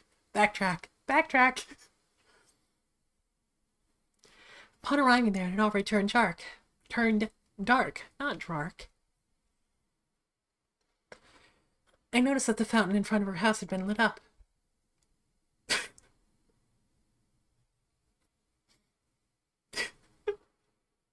This feels like a loaded question, Goo. I'll tell you on Tuesday. It cast a very elegant glow all around. I also noticed that there was quite a few cars in her driveway, or parking area. I don't know how to describe it. It was large and made of bricks, and there were lots of cars there. It made me kind of nervous. I know she said it was a family dinner, but it seemed like a lot of people. Would I really be okay here? It already seemed like it didn't belong. I got out of the car and it drove off as soon as I closed the door behind me. God damn it, Goo. Guess I had no option to turn back now.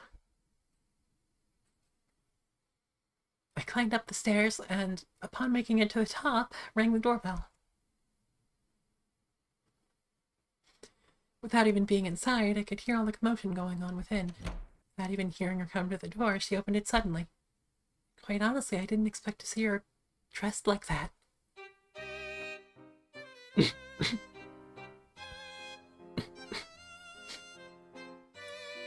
So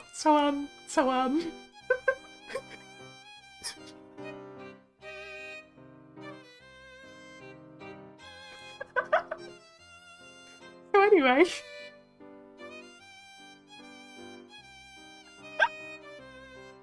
Shut up.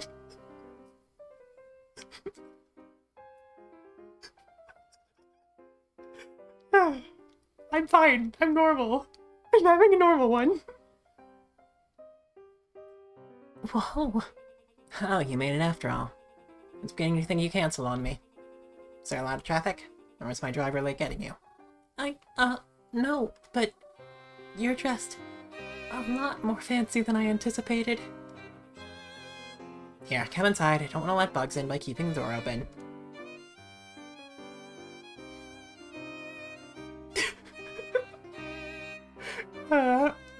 I'm glad mine and Mary's reactions are the same, at least. As I stepped inside, there were many people all talking and chatting. Some had glasses of whatever alcohol it was. Some had little plates with them. But all of them were dressed extremely formally. Like, party formal. The type of stuff you wear to weddings or extravagant sweet 16s. Twyla, this is so embarrassing. You didn't tell me people were gonna be dressed like this. This would actually be the worst date. It's very true. Oh, I'm looking forward to it. Or that there was going to be so many of them. I feel so embarrassed. Why didn't you tell me? I would have at least dressed up more. Oh, don't be dramatic, you're fine. You dress semi-formally all the time anyways. I have to go make sure dinner is running smoothly, but you can do whatever you want until then. Just as long as you're not simping through my things or anything. Wait, I can't just stay with you? Also a mood. I know one person in the social gathering, and they are going to be my security blanket.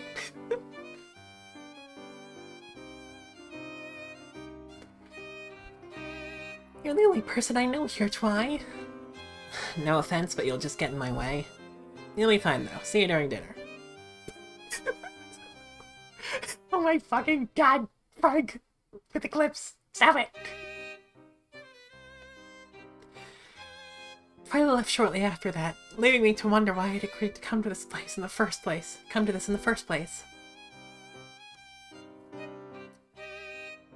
when she said family dinner, I guess I imagined something much different. A quaint event with some extended family and a nice meal. This was definitely some sort of party she was throwing.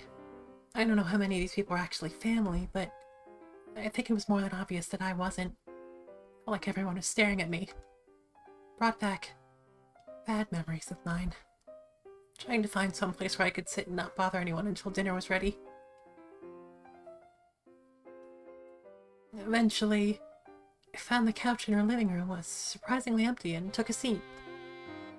Tried to look as normal and small as possible. God, that's a fucking mood.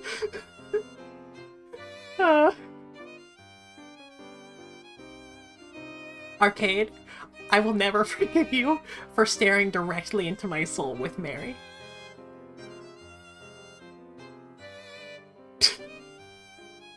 As small as possible? God damn it. Fine.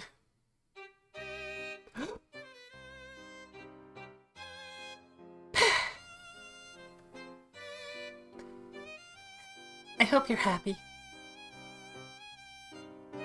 So yeah, this form is back too.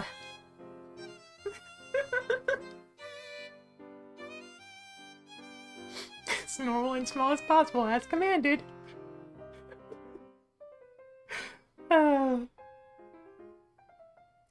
Yeah, so I'm actually not sure if Arcade has seen this, but yes, this form is affectionately referred to as Kriggy Nugget. But yeah.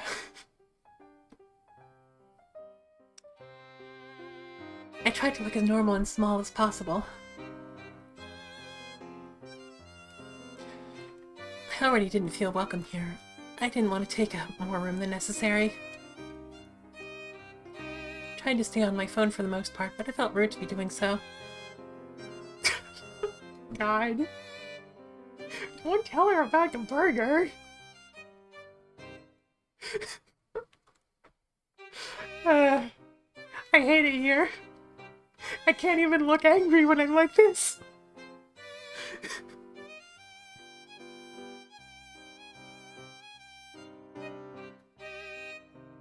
Also, Arcade's shipping name convention is that it always uses the first parts of characters' names and never their last. I mean, that's better than like the fucking Pokemon shipping name convention, so no complaints.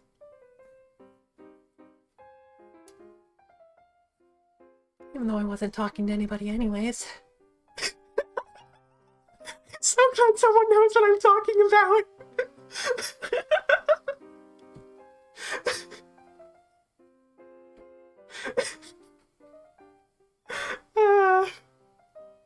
I will say that I do have a commissioned work of me and my girlfriend cosplaying scientific shipping.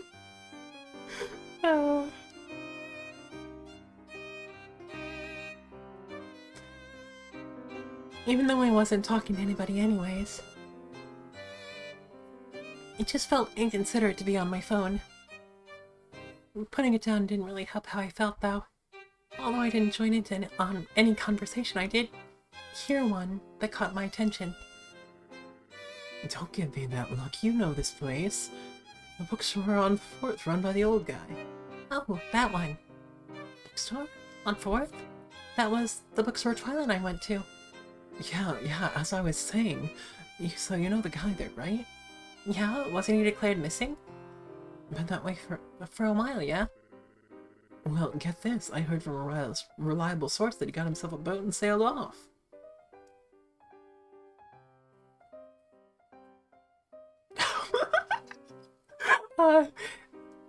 Scientific shipping is, from Generation 5, Professor Juniper and Fennel.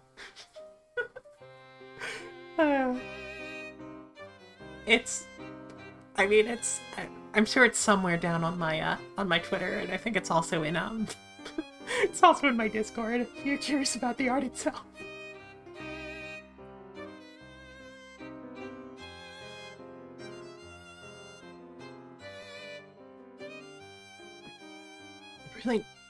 Really no, a boat? Where'd he get that from?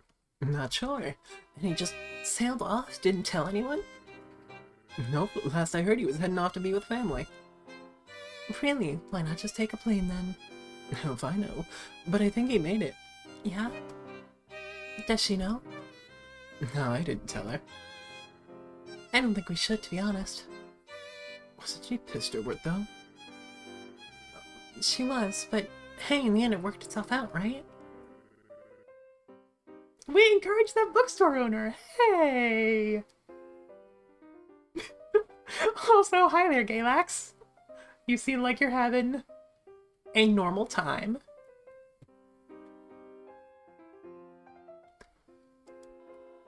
Yeah, you got a point.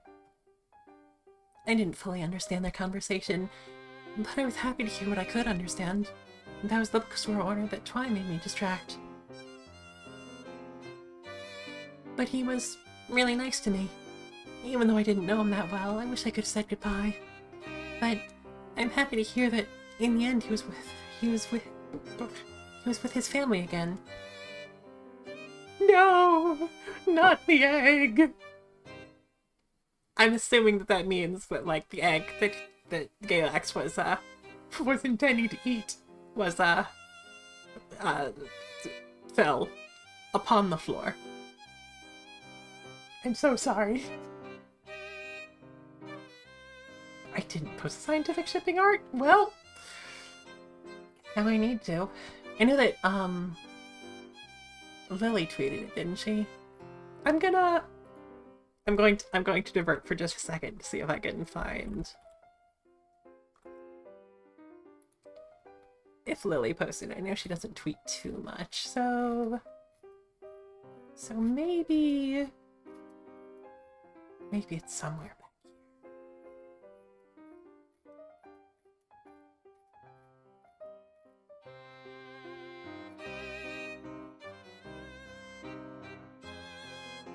here. I guess she tweets more than I expected.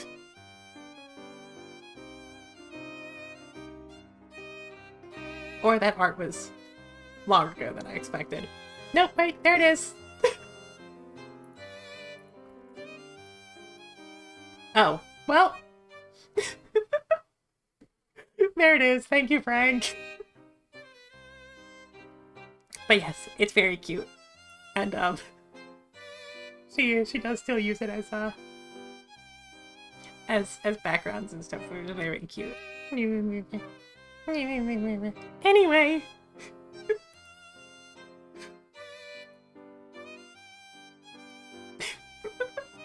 Thank you. I still cherish it. And if I didn't put it in my Discord server, I definitely need to. I like to imagine I had a part in that, even if only a little. And if I did, then I'm happy. Even my own thought, I'd almost tuned out their conversation. Then I heard another thing that made me step back into it. Is he even fucking here at all? I haven't seen him, but I wouldn't be surprised if he isn't. Oh, I never tweeted it. Well. Oops. I mean, I do have it retweeted, but anyway, mysteries for another time. It was a little ways back, so anyway. Tenzin was always pathetic. Maybe now he's finally realizing that. Tenzin? That's Twyla's uncle, right? Are you sure you want to be saying that so loud? What if he's here and hears you? It doesn't matter. Not like we'll get kicked out or anything. I guess that's true.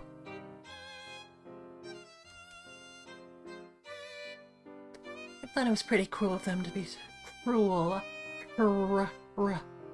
Emphasize the R, Mary. Pretty cruel of them to be talking about him like that. I know I don't know him, really, but I can't help but feel bad for him. They were talking so cruelly about him, and in his own house. I hoped he wasn't here, and if he was, I hoped he didn't hear anything. I can't imagine hearing someone talk about me like that in my own home. Well, actually... Mary?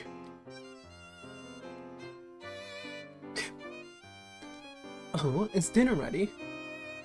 People around me started to leave into the next room. Thought of having to sit at a dinner table with them made me feel nervous. Thought about just staying in here instead, but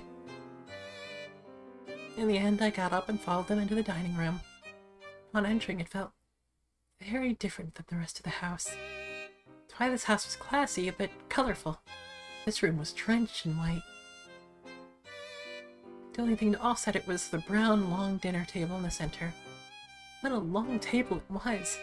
Felt like the kind you saw in movies. People began to sit. Hastily, I looked for Twyla. On one end of the table, I noticed that Denzin was here after all, and he took a seat. I hoped that those talking bad about him weren't near. On the other end, I caught sight of Twyla beginning to pull her chair out. She saw me. I think she must have sensed how nervous I was because she gestured me over to her. Oh, thank goodness. I made my way over there as quickly, but also as politely as I could. I was planning on taking the seat next to her, but another man got there before I did and sat down, so I just took the one next to him. I was still in talking distance of Twyla, so I was okay with it. People began to talk, because, well, people do. And I started to tune out of their conversations again. That is, until I was brought into the conversation.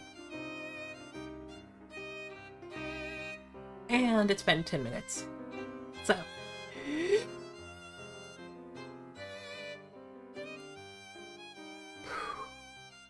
Okay.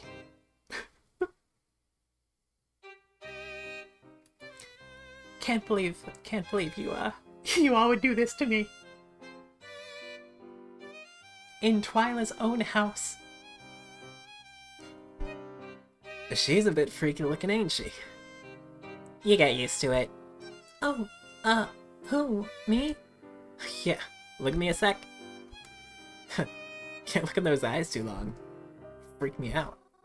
Oh, yeah. God damn. Poor Mary. Shush. I love you all too. I would get that a lot. You ever thought about auditioning for a horror movie? Bet they do something great with a face like that. She would fit in well to one. For all, she can talk to ghosts. Oh, is that so? Oh, yeah, kinda. I've only done it a few times, but yeah. Really? Show me then. Oh, I can't. You should show him. I think it would be a neat party trick. I would, but it only really works when I'm sleeping, it seems like. Oh, sure it does. Come on, Mary, show them what you can do. At this point, the people sitting across from us seemed pretty interested too. I don't know, I mean... One more time. I gotta get the nervous energy in there. I don't know, I mean... the atmosphere here isn't right for it, and I don't think... Come on, not even for me. Sucks. A poor man with a late mother. You wouldn't even give him the chance to speak with her again. It's not that I don't want to, it's just... I've seen you do it before. Surely if you push yourself a little harder, you can do it right now. I wasn't sure what to do. Just pass out directly on the table. Everyone was looking at me. I didn't want to embarrass Twyla, or myself. But if I pretend to do it, I'll just embarrass myself farther. They'll just think I'm a fake. I don't know what to do. But I have to decide soon. This sucks. This sucks. Do it. We're playing pretend. Is that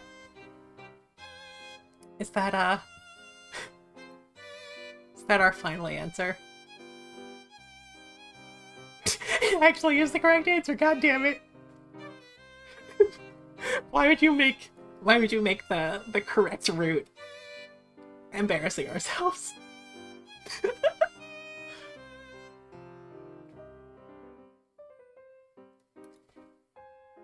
Everyone was looking at me. I had to do something. Hopefully, if I stayed vague enough, it would be enough to please them. So, you want me to talk to your late mother, correct? God, I can't believe Twyla's route has just been one long corruption arc. That's right. Alright. I'll see if I can reach her. Close my eyes for a few seconds and clasp my hands together, pretending to be able to sense someone there. It's faint, but I think I can reach her. She's saying she misses you dearly. Oh, what else is she saying? I prayed he had siblings. She's saying, she's telling me you were always her favorite child. That she was always so proud of you. She was worried for you when she died, but she sees now she had no reason to be. She knows you're always trying to do the right thing, even if it's hard. She misses you, but you know she'll see you again soon. God, what a phrasing. I'm losing her a bit, but before she goes, she just wants you to know she loves you very much.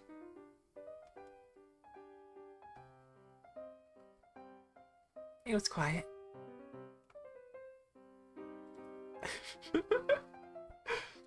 I felt nervous.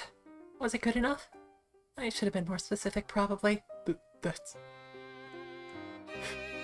The man started crying right in front of me. Did he really believe it? I was expecting him to tell me his mom was actually alive, even. Oh, Ma! I miss you too, Ma!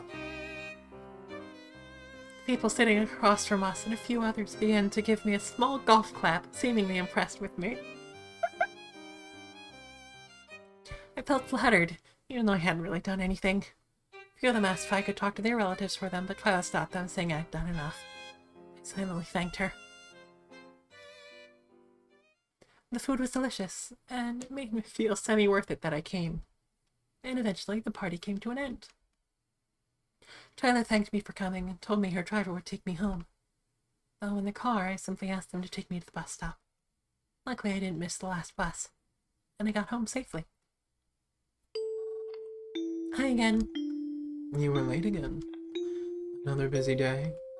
Yeah. I went to a friend's for dinner. How did that go? It was a bit strange, but I think, in the end, I was glad I went. That's lovely to hear then. I wish I could eat dinner with my parents again. One day soon. They are safe, right? Not just alive, but they're fed and warm? I believe so. What's that mean? Don't concern yourself with it. With this again? Just as long as I can see them safe again. The day is approaching.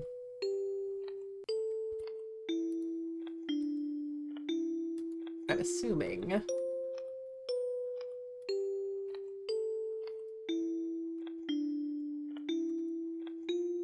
Doop doop doop. And will I see you? Because of course we need to flirt with the mystery voice. And will I see you? You will. Good night, Mary.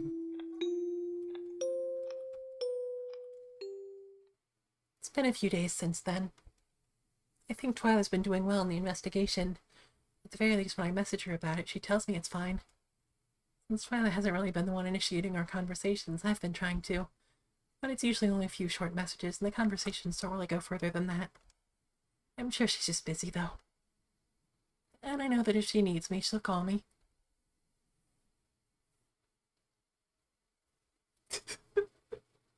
I mean, with the way Arcade has been talking about Mystery Number, I kind of feel like it is, but... So, I just wait until she needs me. Also, I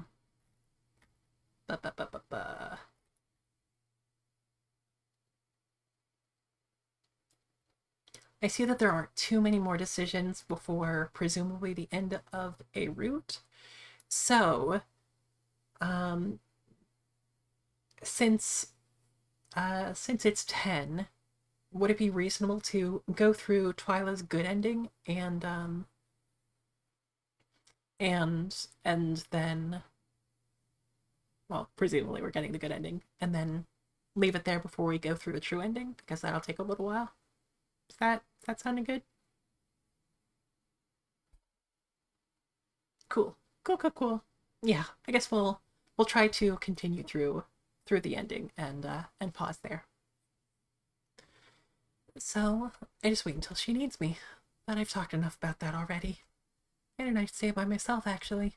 Sometimes it's nice to just return to the cemetery for a normal day after so much chaos. I made sure I put at least one flower on every grave today. I haven't talked to any of them. I considered doing it, but like others tell me, it's probably not a good idea to fall asleep in public places. Especially if there is a killer on the loose. So I decided I wouldn't do that today. But that's not what happened, though. I truthfully didn't mean to fall asleep, I didn't. But when I sat back against the mausoleum we have, after being outside and on my feet all day, well, I was just so tired, I didn't even realize I fell asleep.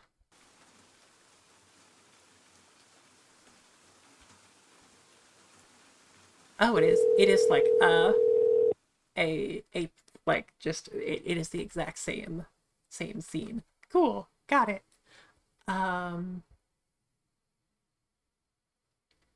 Hey, mystery number.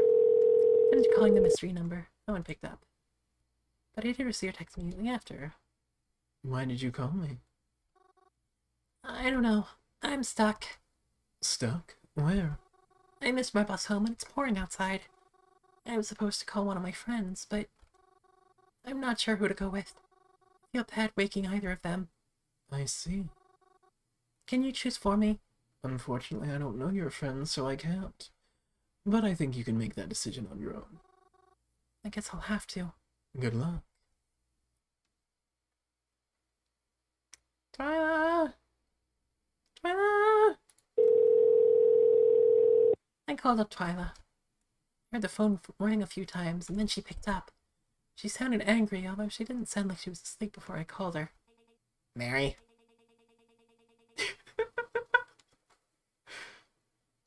What are you calling me for? Don't you know what time it is? Yeah, I know. That's kind of my problem. It's a long story, kind of, but I missed my bus home and I need a place to stay tonight. I was hoping maybe... Are you serious? Yeah. Ugh, fine. But you owe me. Yeah, of course. Thank you so much. I'm in a movie theater. Let me guess, by the cemetery. Yeah, how'd you know? I'll be there soon. Okay, thank you again.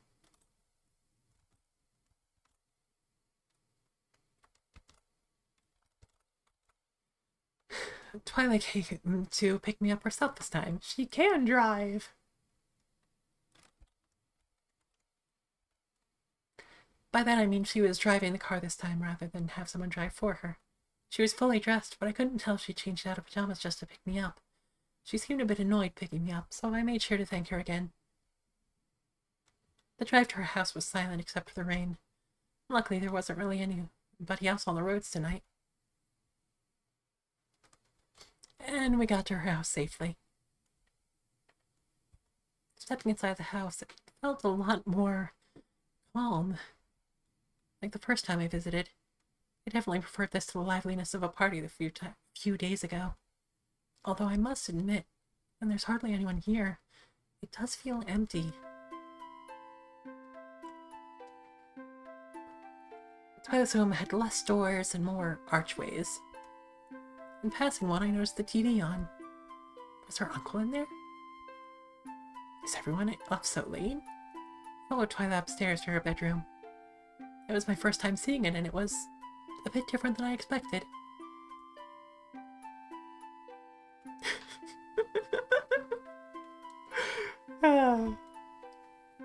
I mean, I'm getting the feeling that none of the characters actually know the animals that they're themed after, right? So a lot more cluttered than I thought it would be, I guess. Not overly cluttered, but finally never struck me as the type to collect clutter. But you learn something new every day. Well, here's my room. You'll be sleeping here with me, but I actually have to head back out. Really? In this weather? Why? It's a personal matter. I don't want to talk about it. Oh, I see. Okay then. You can borrow some of my pajamas in the dresser and use the shower if you like and eat from the kitchen. But again, I'm trusting you not to look through my things. Oh, yeah, of course, I never. Good. It's not like I've been recruiting you to snoop through other people's things. I'll be back soon. And then she left back downstairs again, leaving me here alone. I wasn't sure how long it'd be until she'd be back. I'd feel weird sleeping in a room without her here. Oh my god, it is the Arizona team design, isn't it? God. What should I do?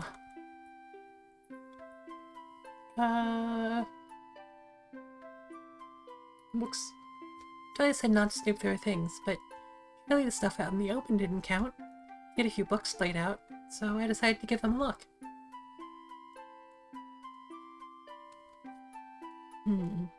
Well, the reading material I was used to seeing Twyla with.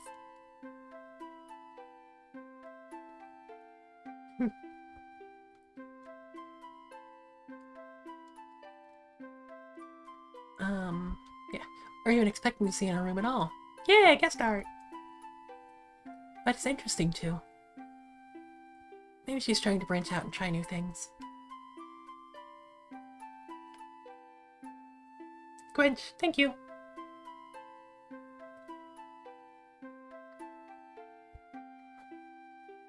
I wish I could be more like that.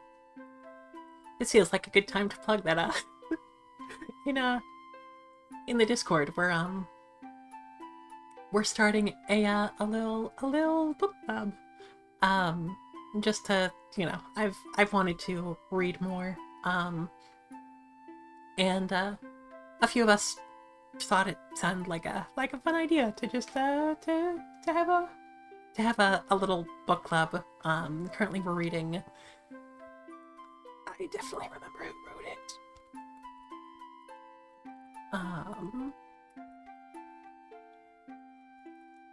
Annihilation by Jeff Vandermeer. We're just going to have our first little meeting about it on Saturday. But yeah, I've been excited about that.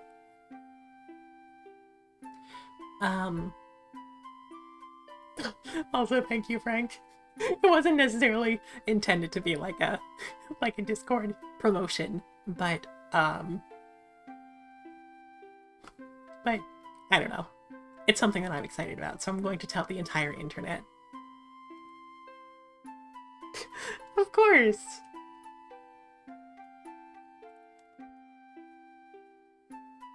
Maybe I'll try to branch out more too.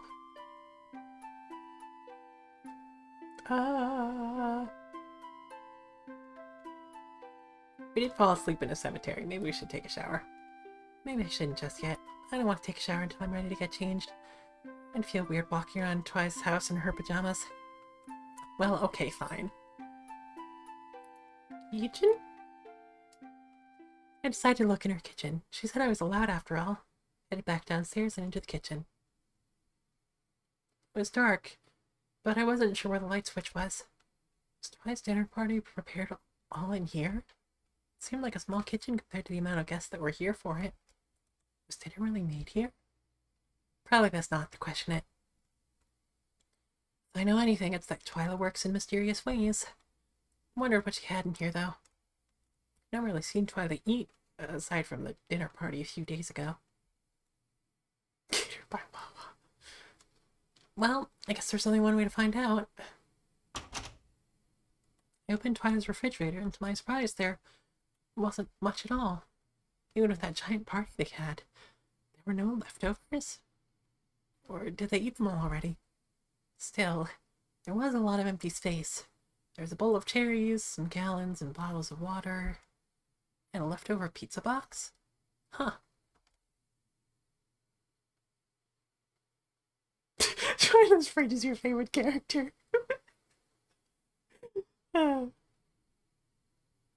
Aside from Screwy, of course. I checked the freezer too out of curiosity. There were 2 slabs of meat I couldn't quite recognize, and a tub of vanilla ice cream. Well, if anything, I don't think there's anything I wanted here. I closed the fridge and looked in the pantry, but again, there still wasn't a lot. Just getting locked in the cycle of open the fridge, don't see anything good, open the pantry, don't see anything good, lower expectations, open the fridge again, don't see anything, open the pantry again with even further lowered expectations.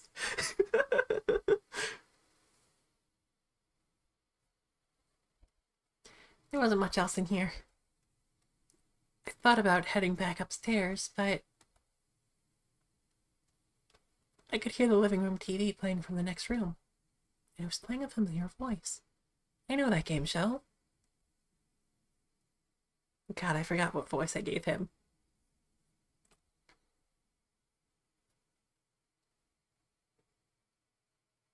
Yeah.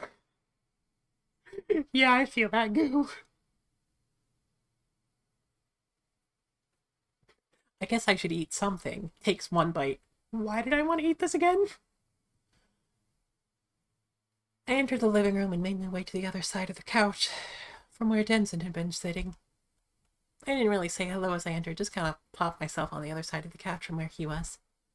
He already knew I was here. It felt kind of awkward to be saying hello so late into my stay. Like if even if someone knows you're there and you haven't seen them, you can still say hello, Mary. This is Peril, right? Yes. I used to watch this game show all the time with my dad. I was never really good at it. Dad was. I think he could have won if he got on it. That's so. Yeah. Do you think you'd be good at it? Could be. Not confident I can come that on top, though. Don't say that. I think you could win, probably. I mean, you have such a nice house. Surely you'd have to be a smart and hard worker to afford it. Stares directly into the camera. It's Jeopardy.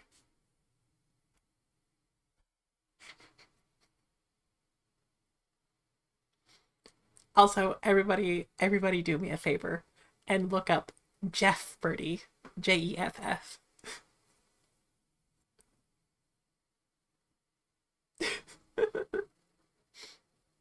I also feel the exact expression that Mary is putting on right now. Sorry, was that rude?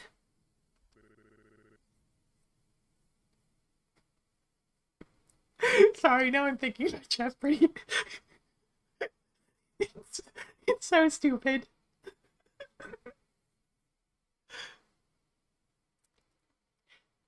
You have a point, I suppose.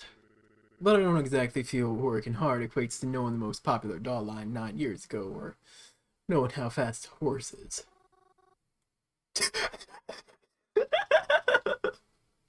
Oh, I see how it is, Arcade. I thought you were on my side, but no, the bullying continues.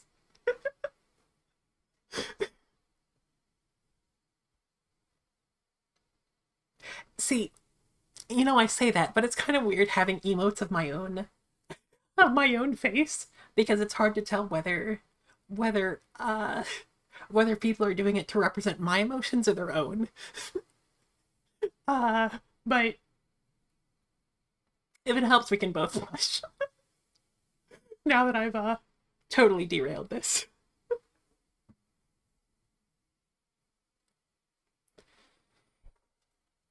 Yeah, I guess that's true. Our small talk pretty much ended there, and we continued to watch the show in silence, only piping up to guess an answer or two.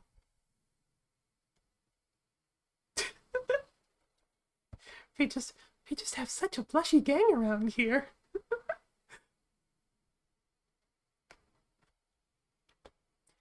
It was a bit strange, but nice too, in its own way.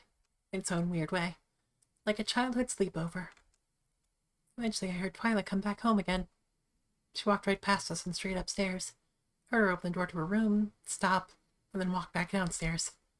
And then she joined us in the living room. What are you watching? Peril. Uh,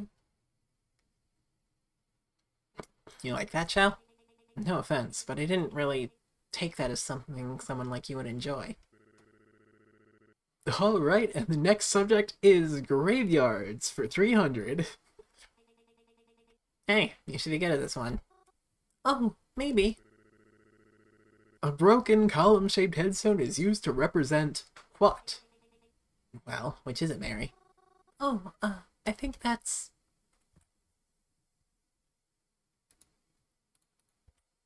life cut short.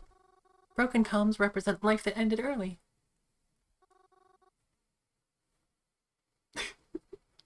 It is a very, very fun, fun little detail that she just waltzes past obliviously, and you can just hear her footsteps. Dup, dup, dup. Stop. Questioning. And back down. It's, I don't know. It's the little things. That's why it's broken. Because you weren't able to reach old age, like how the column was broken before it got to the top. At least that's what I've heard. The contestant answering said something similar to what I said. That is correct. Ah, nice job. Oh, thanks, I think. Alright, let's head to bed now then. I don't want you sleeping in too long tomorrow morning. Oh, okay. Good night, Denzin. Good night, girls. I followed Twilight upstairs and into her room again. She handed me some of her spare pajamas. I took her up on her offer to use her shower and headed to the bathroom before I got changed. God, Frank. Imagining Twyla coming back however much longer later and Mary just standing there in exactly the same nervous pose. Her bathroom was really clean. Cleaner than mine, anyways. I wasn't aware you were capable of cognizant thought. The nicest thing that we could hear from her. She didn't even have any toothbrushes or clutter on the sink. Maybe there was another bathroom they used more often? Taking showers in someone else's house is always weird. But the shampoo had a really nice smell to it. It smelled like fruit. That was a lie. Strangely enough, I don't require... Trying that again. Strangely enough, I don't recall smelling this on Twyla ever. Not that she smelled dirty or anything. Twyla always had a cleanliness to her, but the shampoo didn't seem to match hers. I got changed into Twyla's pajamas. They fit pretty comfortably, though I expected that since we are two small girls.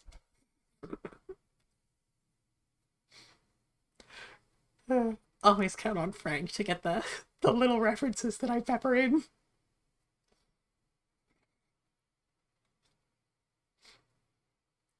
When I returned to Twy's room, the lights were already off.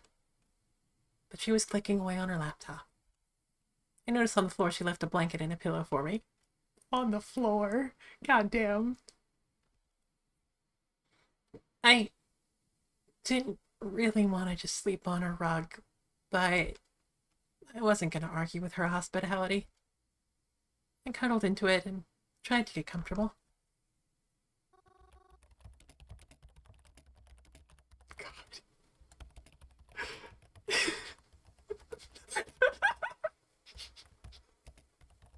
So dumb.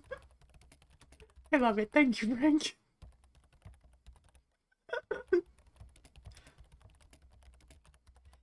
What are you typing? Nothing. Are you messaging someone? No. Does it have to do with the investigation? That's none of your business. Oh. But I am helping you, aren't I? Yes, and I appreciate it, but there's parts of it I need to do on my own. Why does it have to be a secret? Wouldn't I be able to help you more if I knew? No. Like I said, I appreciate your help, but I don't want you getting in the way. But what if I knew something? Something that could help? Something that could point us in the right direction? I already have my direction. I just need proof. You're certain that Reginald really did it? Who? Reginald? The guy you told me to stay away from? Yeah, I know who he is. I'm absolutely positive it was him.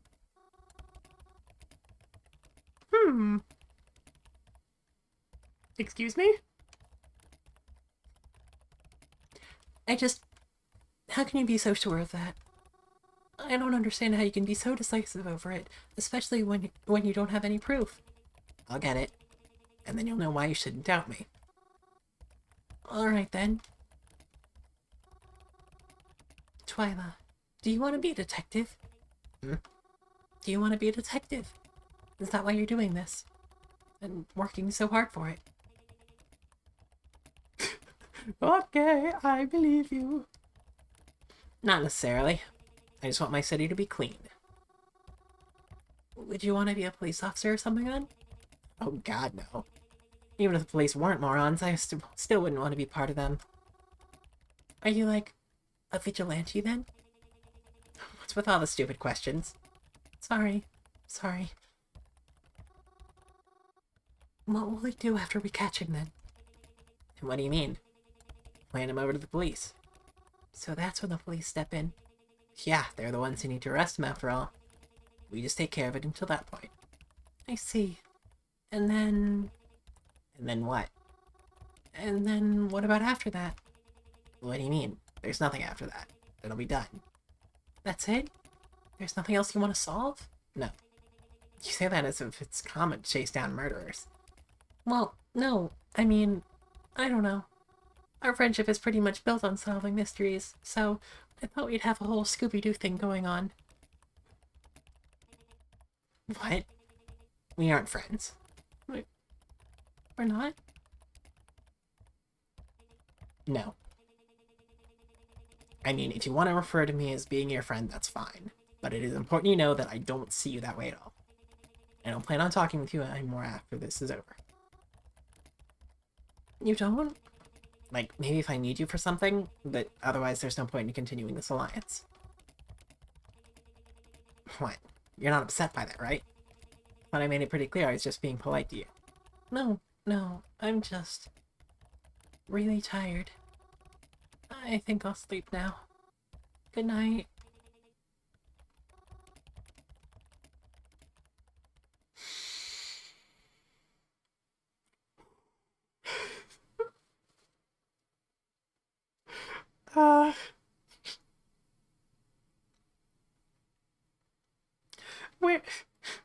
Where's the room where she just has those healthy relationships? Please.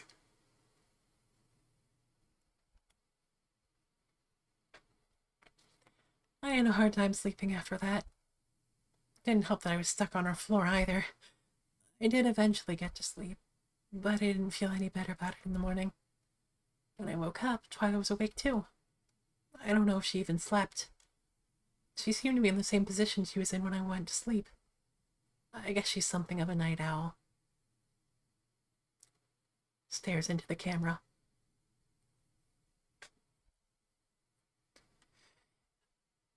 She didn't say anything to me as I grabbed my own clothes and left to the bathroom to change. I left her pajamas by the sink and headed back downstairs. Oh, this doesn't feel like a good ending at all.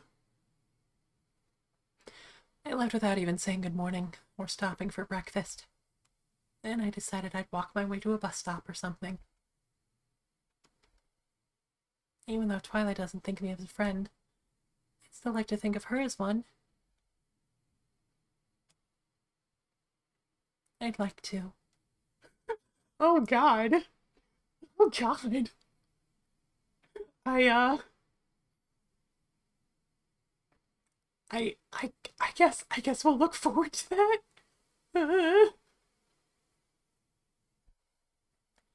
I'd like to. But it's been a few days since I slept over at Twy's house. Again, I don't get many texts from her, but I've been trying not to let it get to me. I think I should have known deep down it was always going to be like this. But, I mean, I guess I can't blame her. It's not all that bad, though. I've been keeping busy, so I don't feel lonely.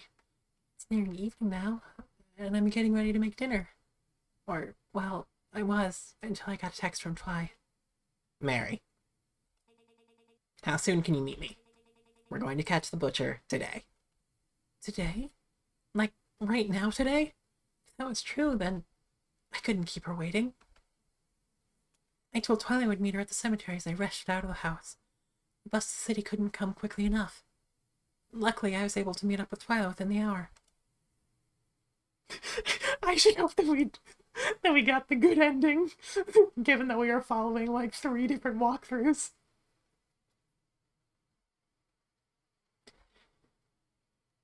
I'd been waiting on the sidewalk outside the cemetery when she pulled up in a car next to me.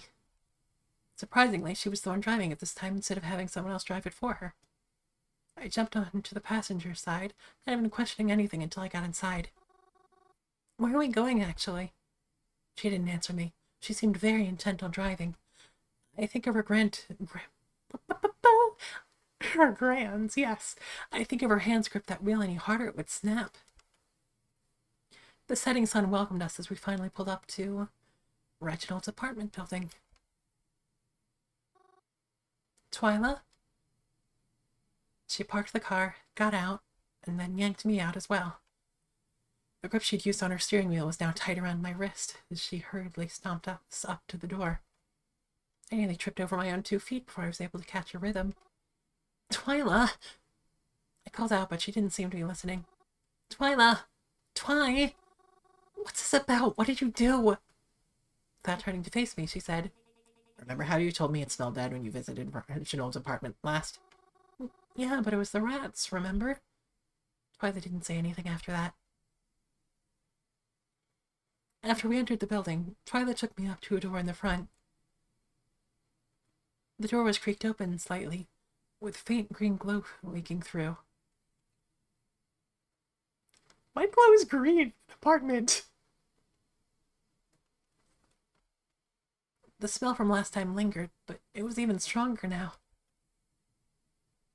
It seemed to permeate throughout the hall, somehow faint and yet terribly strong at the same time. This is the apartment of the landlady, Twyla said flatly.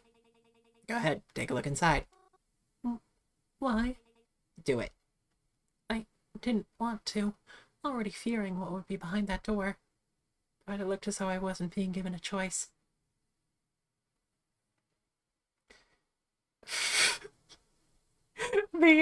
the absolute whiplash of Criggy Nugget content warning command on about flats.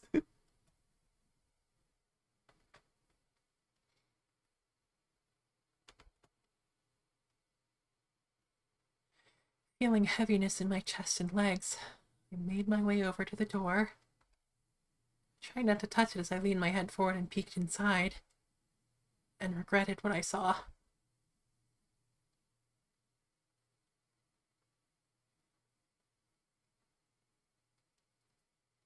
I felt my heart sink even deeper into my chest as my throat struggled not to go dry. Are you... Sorry. You're telling me that smell from before was... Absolutely. I felt sick. It was Reginald's own apartment and his landlady... But I still had trouble believing it was really him. Until... As if this evidence against him wasn't damning enough. I turned to Twilight as she pulled a pair of gloves out, put them on.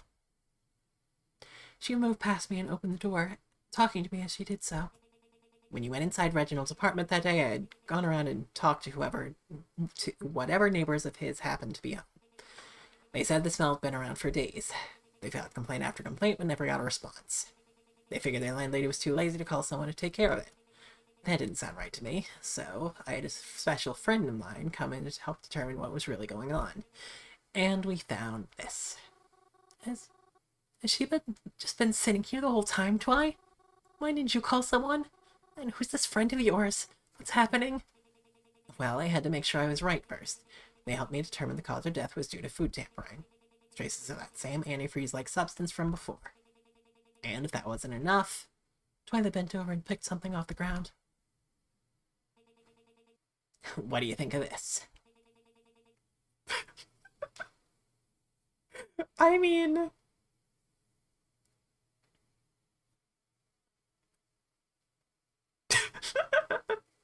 Yeah, typical home yowner.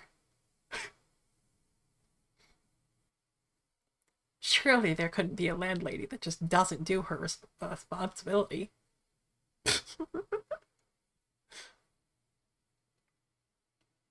Oh, that's right. I haven't uploaded the um the worm off the string Griggy emotes on here, have I? I think they're only on Discord. Oops.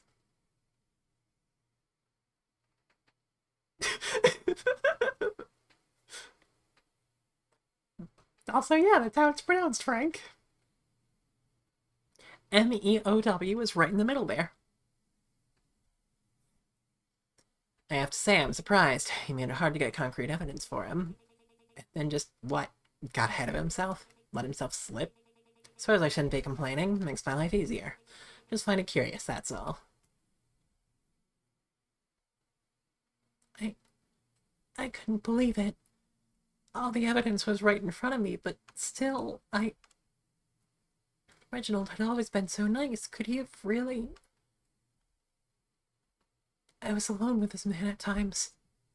He found me sleeping in the cemetery by myself once, but he never hurt me. Even when given the opportunity to, could it really... All this time...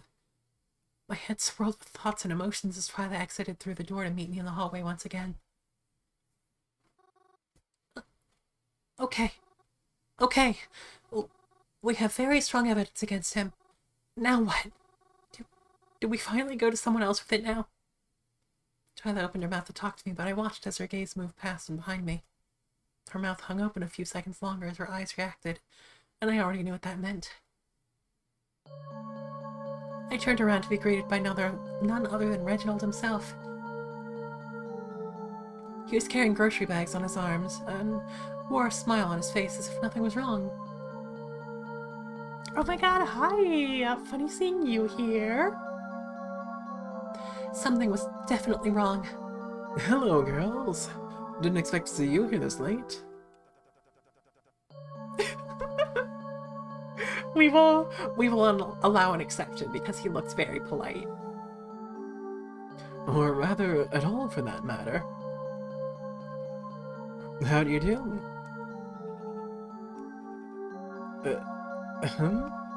Why are you staring at me like that? Is something the matter? Stop playing dumb. Beg your pardon. We know it's you. Why? Who is what me? What? You've heard the rumors, haven't you? About a serial killer in town? We know it's you. Me? Oh, Twilight darling, that's not very funny to joke about. Are you fucking serious right now? I told you, stop playing dumb. Why, do tell me, Twyla. If I really was the killer, what would stop me from killing you right now, then? This? Christ!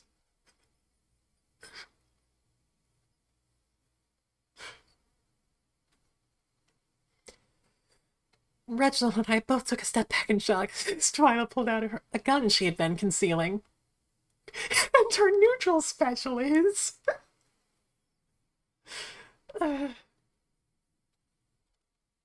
What was going on here?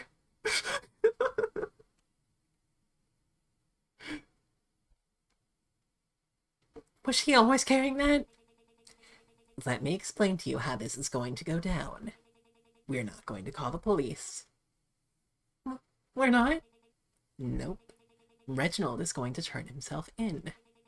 If he refuses, then I'm going to shoot him right here and now. Whoa, whoa, whoa.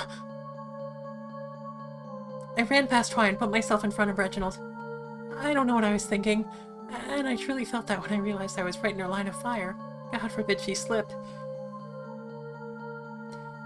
But I couldn't have her shoot Reginald out of nowhere. Twyla, wait. Can't we talk about this for a minute? You're getting way too ahead of yourself here. What if he didn't do it after all? What if this is just a whole misunderstanding?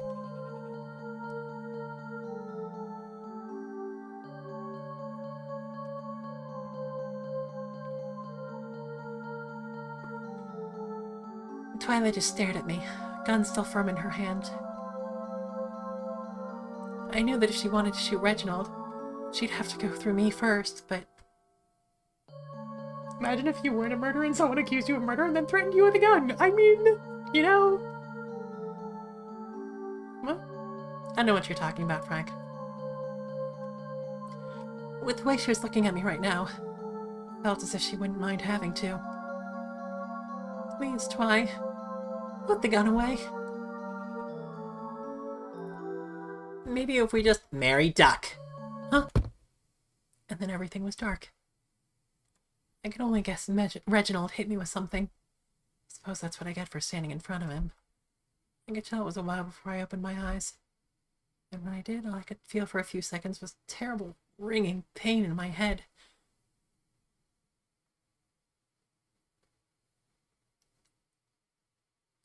It took a bit to adjust to the light, but I was eventually able to see, even if just a bit. I was in some sort of laundromat, it appeared. It was old and run down, so I don't even know how we got in. I was tied down to some sort of post with rope, preventing me from moving my arms. And in front of me was Reginald himself. He was turned away from me, so he didn't recognize I was awake yet. But I could see him breathing heavily, like he was nervous. And faintly I could hear him rambling to himself. I couldn't make out his words, though, despite how quiet everything was except for him. Eventually he began pacing, and that's when he noticed I was awake. Oh, good morning, doll. How are you feeling? I didn't hit you too hard, did I? Also, sorry, I should have done the stare into the camera bit at doll. Reginald. Yeah, nothing ever goes wrong if you just... Look, there's nothing a little rope can't solve. It's really... I felt my words get caught in my mouth. What could I possibly say in a situation like this? Reginald approached me. I felt my stomach twist with every step he took towards me. And I felt my breath shorten as he leaned down in front of me. He placed a hand on my face. I had no choice but to look at him.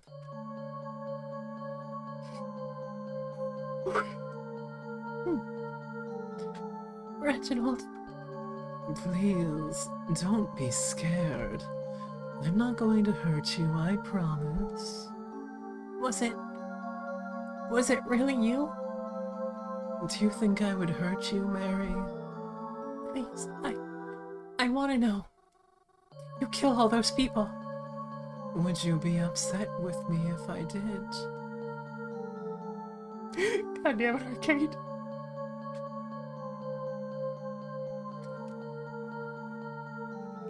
You look nervous. Please, stop worrying. I promise it's all going to be okay. I mean, you've been so happy, right? All those funerals, you've been able to enjoy them, haven't you? The way you complete them, it's all been to make you happy. Haven't you been happy? Reginald, what are you talking about? Eventually, Reginald stood back up again. He took a deep breath, straightened out his coat. You know, this wasn't my plan. But you can't always plan for everything, you know? So, I'll go and make it work, okay? Stay right here and don't go anywhere. I promise I'll be right back. And just like he said, he left, leaving me stranded here, waiting for his return. What was I gonna do? I really messed up now, huh? Twyla was right all along. Is she okay? I hope I didn't mess it all up for her again. Twyla had a gun though, so hopefully she's okay. If only I hadn't been so stupid, then maybe I wouldn't be in this situation. Right as I was beginning to fear all hope was lost, I felt a buzz against my back. My phone? That was definitely my phone. I'm surprised you didn't take it away. Although, not like I could reach it from my position.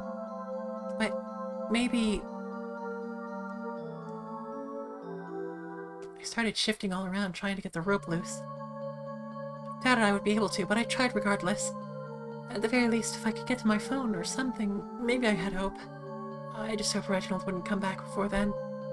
And then, out of nowhere, it seemed like the rope just fell off. Huh? I was confused.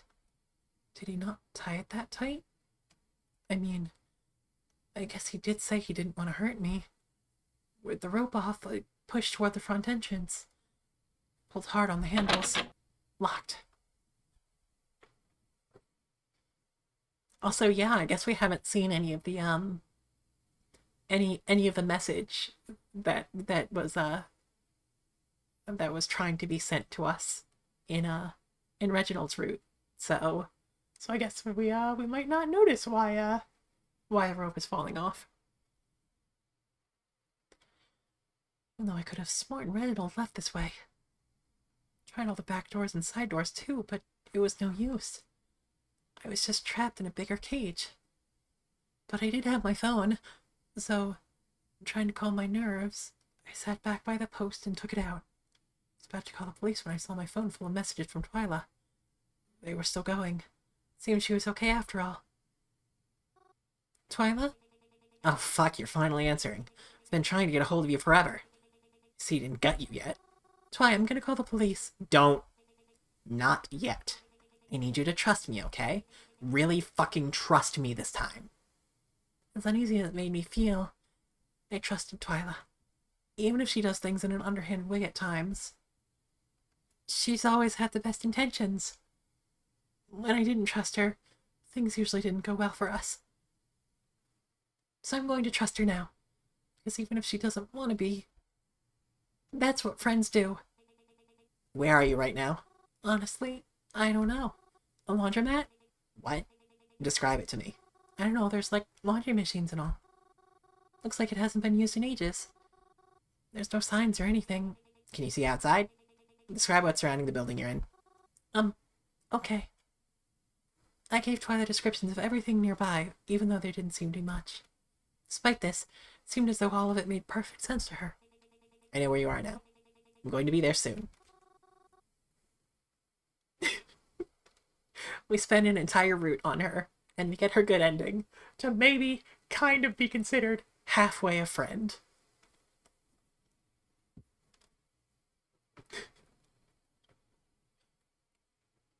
Or at least someone worth saving. But all the doors are locked. How are you going to get in? I have a plan for that, don't worry. Just sit where you are and keep pretending to be kidnapped. Okay.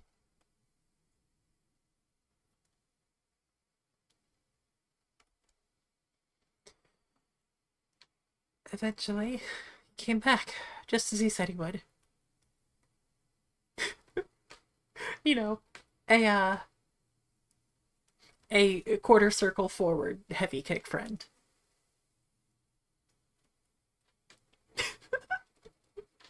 Frank is very fired up about Twyla, huh?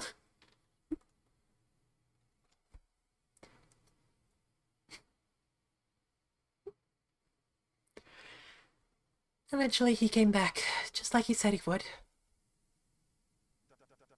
Oh, good, you're still here. I mean, of course you are. I hope I didn't leave you bored, darling. Like I said, I just had something to take care of first. But as I said, everything is going to work itself out, okay?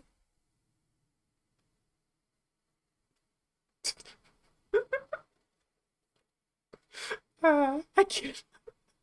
I can't believe Frank doesn't appreciate any of my horrible women problematic faves from from horror visual novels.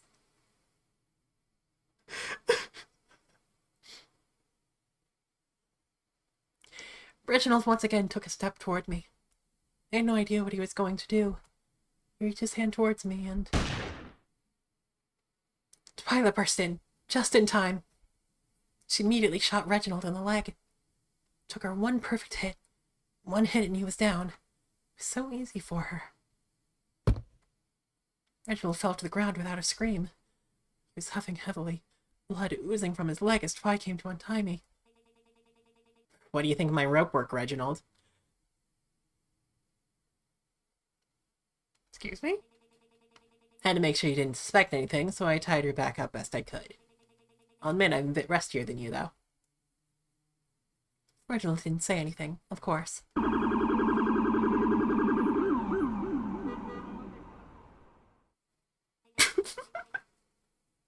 God forbid a woman do anything, Frank.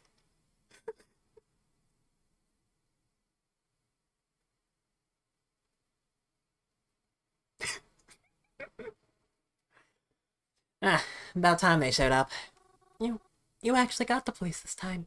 Yeah, I didn't want to, but it seemed like this is going to be the quickest way to take care of it all. I'm going to go outside and talk to him. You stay in here with Reginald real quickly while I explain things. Wait, what? Why can't I go out there with you? Trust me. Oh, okay. Also, here. Twyla walked over to me and gave me... Wait, I can't use this. You probably won't need to. Just in case he tries anything in the 2 minutes I'm out there. Okay. I accepted as she passed the gun into my hands. It felt cold and uncomfortable, but I held it tight as Twyla exited the front door.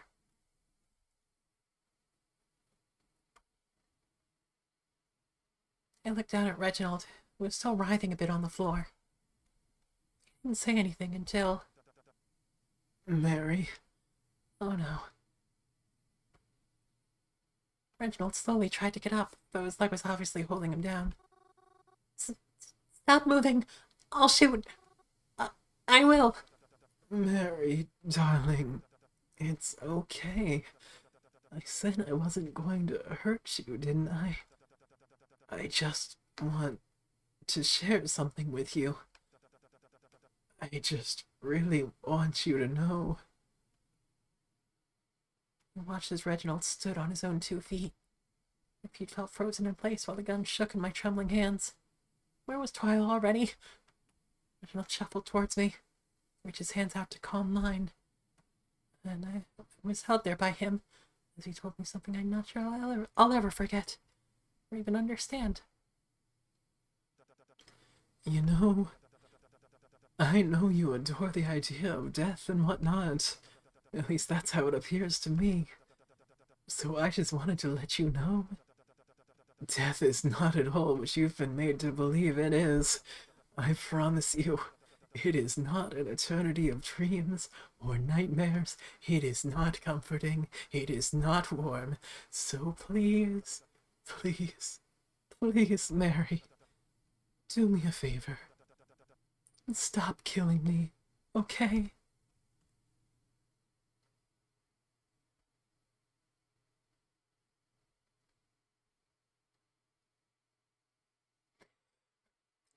Lost in his words, I found myself unable to react as he wrapped his hands around mine, took the gun from my trembling fingertips, and pressed the barrel to his temple.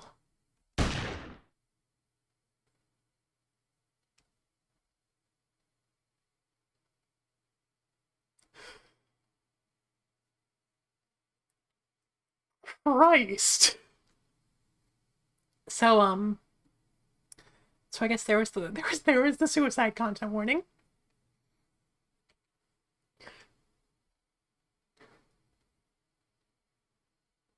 Good. She deserves the therapy. It's been a month since that day. My therapist says I'm getting better at dealing with the memories from it. things have been much different ever since the incident. For one, there seems to be much fewer deaths around the city. So, I guess that means... I don't like to think about it much. But I am at least happy that things are much calmer now. I don't think I noticed it before, but I do see a lot more people walking around than before. But maybe that's because the weather has been uncharacteristically nice lately, too.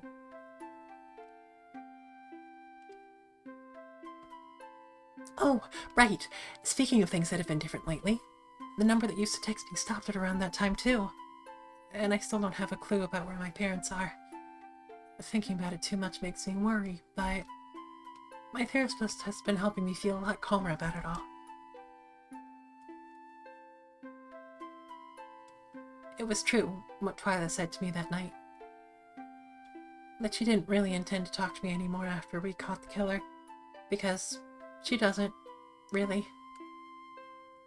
She never messages me anymore. Occasionally I'll message her first, but less than half the time will I get an answer back. And even when I do, it's usually only because I asked her a question about something I was curious about. But it actually doesn't bother me all that much. Not as much as I thought it would. Because sometimes I'll see her outside, in the library or at the park. And every time, she notices me too. And although she never says anything, she always waves at me. And I appreciate it. I do. I was never much of a people person. I know that. Friendship did never seem like something of importance to her. So in that sense, getting away from her is more than okay with me. Mary, please get some standards. Speaking of Twyla, I was actually headed down to the library to return some books after my session, and maybe pick up some more. When I see Twyla in the library, I try to sit near her. And for me at least, I always have a pleasant time reading with her. So I'll see if she wants to come today, too. I'm going to the library to read. Would you want to come with? Hey!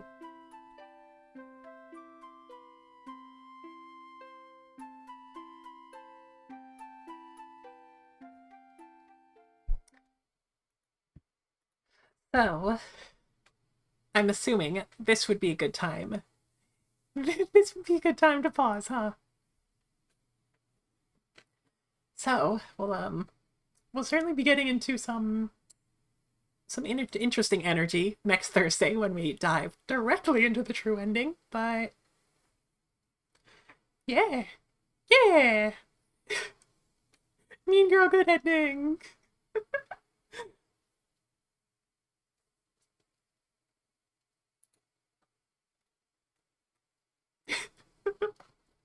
Good end, good stream, Frank says with teeth clenched.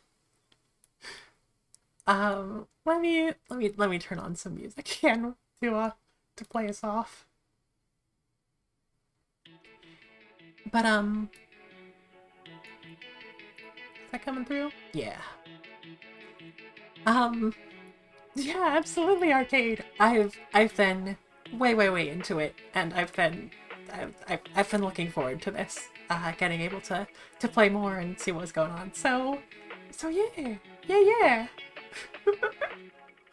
Really, I'm just a little stream over here. I play games. That's what I do. But really, thank you for devoting so many of your evenings to hanging out with us. Wow. But yeah. Yeah. Damn it.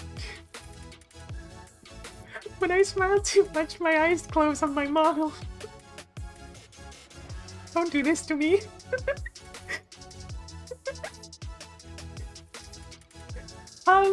Anyway. Just because you don't understand why characters the way they are doesn't excuse them from being I mean, you're right, but also, it does sometimes make them interesting. Like, I don't think I can fix her, but I do think it would be interesting to watch her be horrible.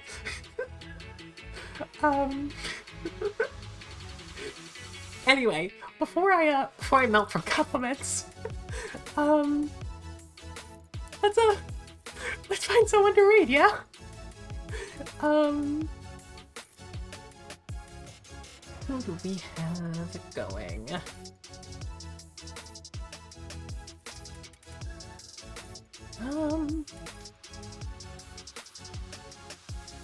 We have a lot of people going.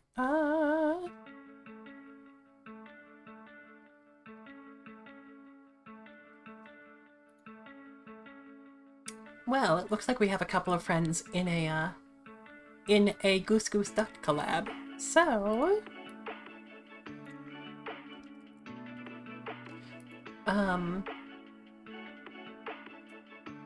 Yeah, I'm going to send you over to Draconic, who is collabing with Arlie Darkfire, who are two people that are very, very, very sweet.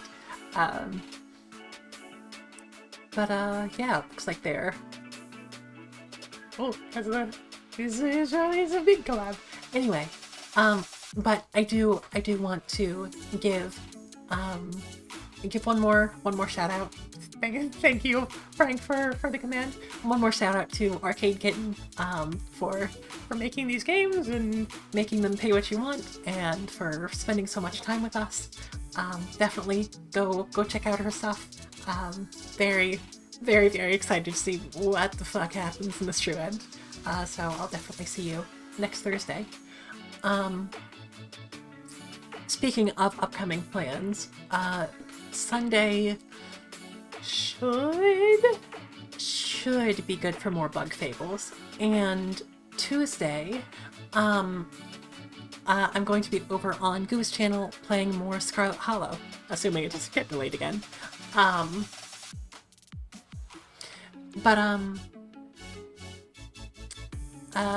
yeah, is that all the little updates that I wanted to do.